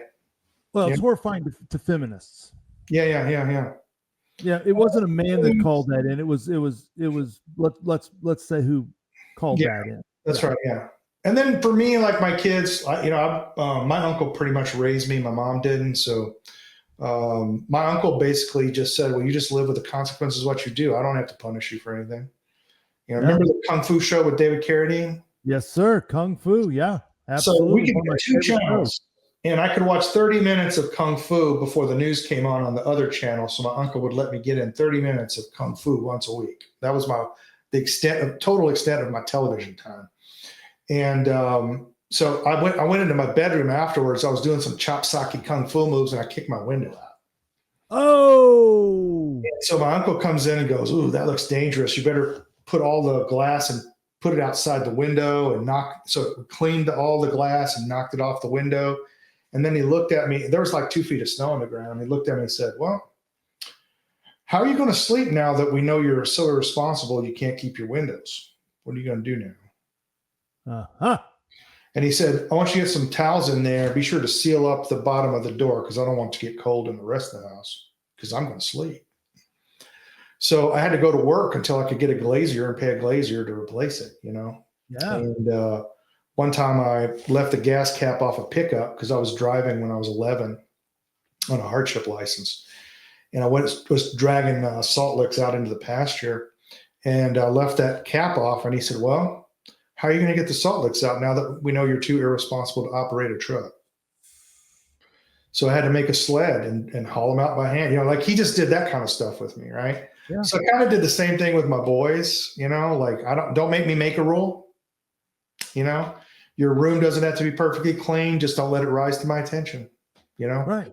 If you do something like you break a glass or you lose something or whatever, as long as you fix it or replace it, it's not a mistake. So take all the risks you want. As long as you can fix it, you can take the risk. So the psychologist kept trying to pin me down on being an authoritarian parent so they could take my kids. And they kept asking my boys over and over again, what kind of rules does he have? And they would all say, well, my dad just has one rule: be reasonable with people. And it just totally, you could just see in their face, it would just totally deflate them. He doesn't have any rules, you know. And then Jude would go, no, he had to make one rule because we kept breaking our iPads. So we have to keep our iPads on tables now. That's it, you know. But basically, you know, just learn how to be reasonable and treat people with respect. And we don't need to have rules, you know. And that just blew the custody evaluators away. They didn't know what to do with that. And I think they have those values. They'll keep that. And in the end, that's what will bring them back to me when they're 18, and it's what will save them. I think I did a pretty good job there. And I didn't do a good job in some respects, but in that respect, I think I succeeded. So is that unless something else radically changes, you're probably not going to see your sons until they turn 18? That's right. Yeah. And I'm trying really hard to not get a lifetime restraining order, which they give away like candy in California. A what now? What do you mean a lifetime restraining order? Oh, they do that in family court all the time. They do that all the time. They'll just tell a father, I'm giving you a lifetime restraining order. You can never see your kids again, even when they're 18. I've never heard of that. We just had a case go up to the Texas Supreme Court out of a Houston family court. This lady's issued like, you know, hundreds of lifetime restraining orders to fathers. So a lifetime restraining order? Yeah. Don't ever hear that happening to mothers? Very rarely. So Jeff, I hope, man, I've got so many questions. Again, thank you for this. This has just been, I have thoroughly enjoyed this. There's so many other topics that I want to pick your brain on that we could go deeper into. One of the things that I see facing our society, the culture part of it is, and I would love to spend several hours talking to you about picking your brain on the, you know, obviously the feminist movement, when that all started. You know, we kick that around. And when I say feminist movement in the United States of America today, everybody automatically thinks the 1960s and some women burning bras. And anyway, and I don't want to get into it now because we just don't have time, but would you be willing to come back where we could do an episode and focus in on that? Because that also directly relates to what you've experienced in family court. Because if you look at most of the situations we're dealing with as a country today, it all comes back to the communist movement within feminism and the public school system. Yes. That's the originator of all of it really is, when you think about it, that's 100%. Where it goes back to. And we're playing with fire. It's even beyond the feminism. It's the feminization of American culture, business, schools, law. It's the feminization of the world that is really the fundamental problem. And even like some conservative women are starting to come around to this. I know at I know at the national that conference for conservative nationalism in DC, there was a woman speaker there talking about this, and she's gotten a lot of interviews afterwards about this issue. And I was seeing it when it happened. I saw it really arise because remember, I didn't go to college till I was in my mid 30s. So I saw it happen, not having gone into the college environment. I didn't get that indoctrination. I went from the Marine Corps to being a programmer. So I didn't get this. I didn't have, and I lived out in the country, so I didn't even hardly get television. I got no radio. All I could do was read, so I didn't even get that stuff. Like I grew up completely without it. So I was like very much an outsider to this. So it was easier for me to see it, I think. So yeah, we should definitely do another talk and talk about it. Yeah, we need to do that. We interviewed a young lady. And when I say lady, I'm very specific with my words. I don't, just because you have female genitalia, you're not a lady. There's very few ladies in America today. That's right. Very few ladies, very few men, and there's very few ladies. That's right. Mostly females or women or dykes, whatever you want to call them. But we interviewed a very wonderful, brilliant young lady that is truly traditional. She's doing everything she can to expose feminism. She's like the real deal. She's lovely, and she's just a lady in so many different aspects, and she's just a pleasure. We did an interview with her that was fabulous, and we're going to have her back. Her name is Lily Kate. Remember that name. You'll be seeing her, Lily Kate. She's amazing. She's only 23 years old, and she is fabulous. She's doing a book right now. And it's she's an amazing young lady. But I want to have you back. There's so many different things to talk about. And thank you for sharing what you've shared with us. I know you've spoken a lot about it. I've seen you on social media and everything, but still, I can't imagine. All I can say is I have no idea what it must be like, because I don't have any clue. I just know it's got to be not fun. Yeah, it's tough, but there are other fathers I know that are going through the same thing, and God does not always send you good things. Like God sends you trials, and we handle these trials with faith and just try to work out our salvation by in fear and trembling, and that's just what I'm doing. Amen. Well, thank you so much, Jeff Younger. It's been an absolute honor. It's been a privilege. I've just so enjoyed this, and thank you so much. And I look forward to visiting with you more down the road. And let's figure out what we can do, things that we can work together, be synergistic. And because I'm one of these people, I can't stand people that are just always attacking the leaves and just pointing out all the problems. Let's treat the roots type of person. Right. I want to fix it. If I'm going to spend any mental energy on any of this crap, I want it to be about what do we do to fix it. I want solutions. Right. Not the leaves, the roots. Right. And that's what you are. Absolutely. And I want to work together with you on some stuff. And sounds good. Cool stuff. So I really do appreciate it.